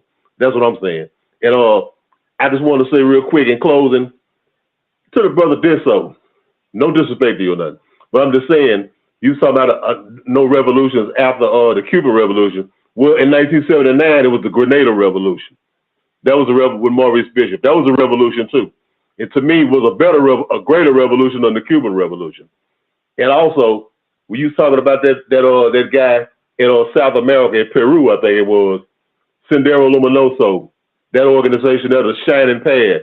I read all about that dude, man. Abimel Guzman, that dude was a devil. I mean, he was a racist. And the majority of his people in his organization were indigenous Peruvians. And some of the things that he said about them people, you know what I'm saying, how they was backwards and ignorant and inferior and all. I mean, that man, I wouldn't ride with him, man. That dude was terrible, man. I knock off.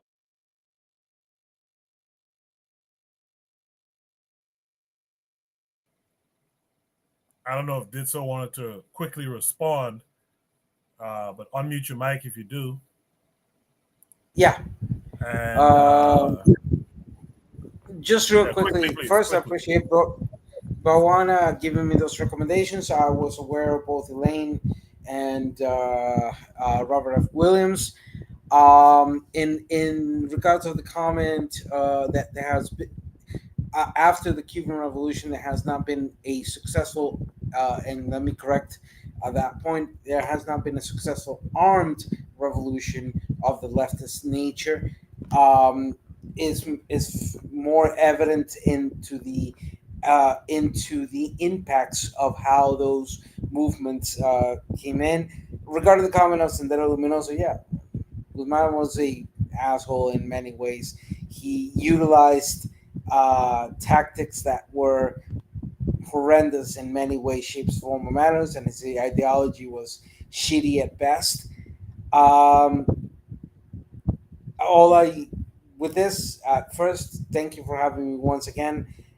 Great work, great conversation. Hopefully, we can continue in further programs in that sense, and I appreciate everyone here. It's hopefully we can grow this show and we can have thousands of people watching at a given moment, and I know that eventually we can get there. So again, thank you very much, and for closing, pura vida, Beshko Woblaba, walk with your eyes open. Thank you. Appreciate that, guys. So before you guys leave the panel, you know, let's do what we do every week at the end of the show. Let's do our shout outs. Whatever it is positive you saw in your world or in the Black world, give a positive shout out before you go, if you don't mind. Let me start with, I guess, Jacadero.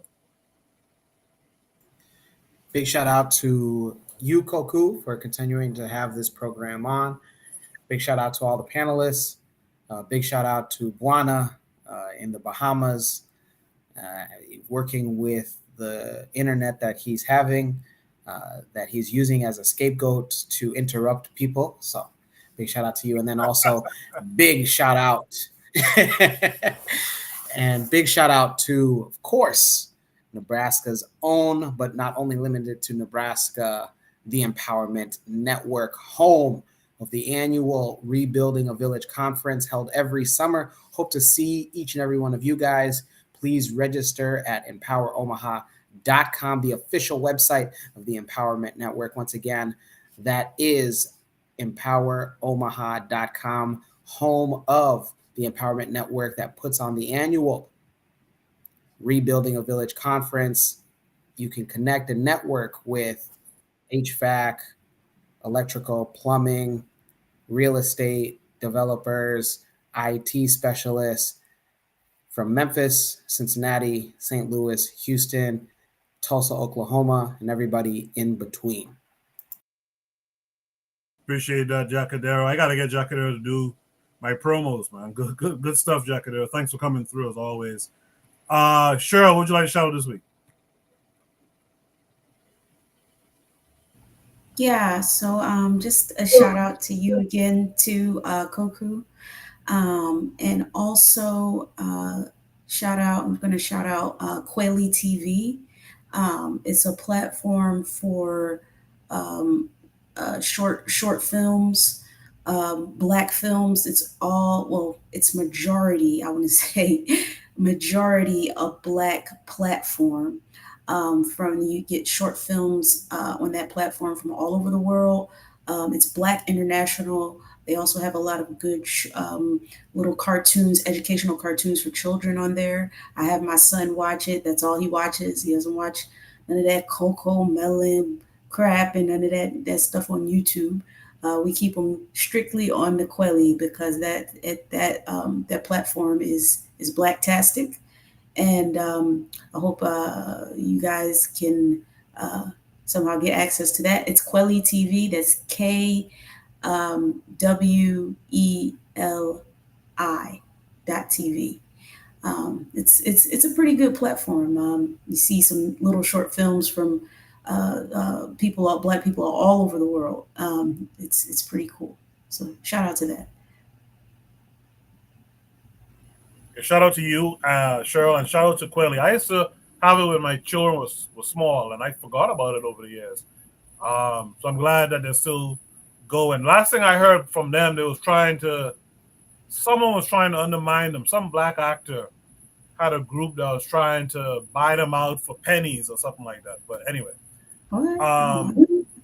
yeah. There was I forget who the actor was, but it was someone who's trying to undermine them.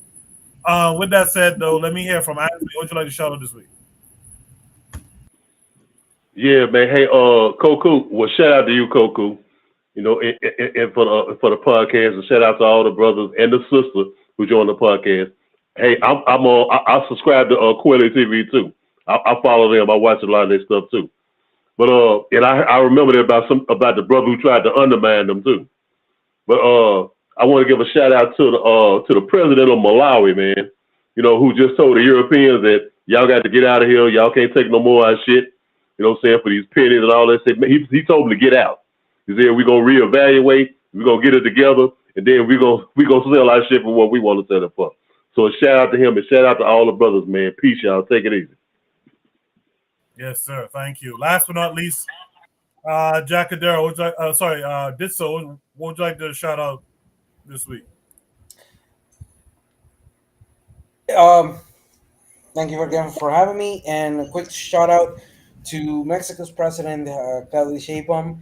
For the second time in 2 months, she was able to make Trump backtrack in regards of his tariffs, and it completely and utterly humiliated Trump in the international level. Now waiting for the third month in a row that when April comes in, that Claudia Sheinbaum is hopefully be able to stop again Trump on his crazy, stupid idea of tariffs.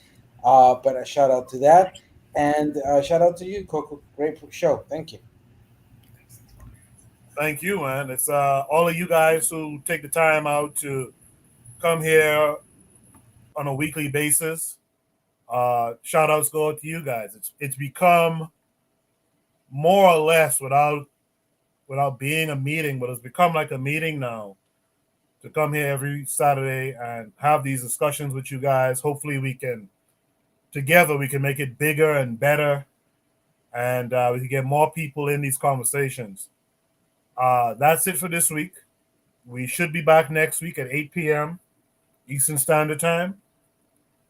Make sure you guys hit the like button on the way out. If you didn't hit it on the way in, I'll see you guys next time. Thanks again for those of you who participated in the chat, and thanks to those of you who participated on the panel.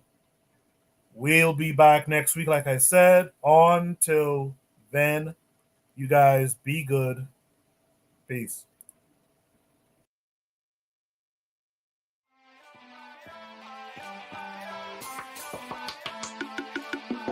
Thanks for listening to the Bitter Medicine Podcast with your host, Koku. If you like what you just heard, we hope you pass along our web address, bittermedicineblogs.com, to your friends and colleagues, and share our show to all your social media. Be sure to check out our archive section on our website for previous podcasts. This has been a KWAZ radio production. Join us next time for another session of the Bitter Medicine Podcast. Follow us on Facebook at Bitter Medicine Show, Twitter, Bitter Meds, Tumblr, Bitter Meds, Instagram, Bitter Medicine.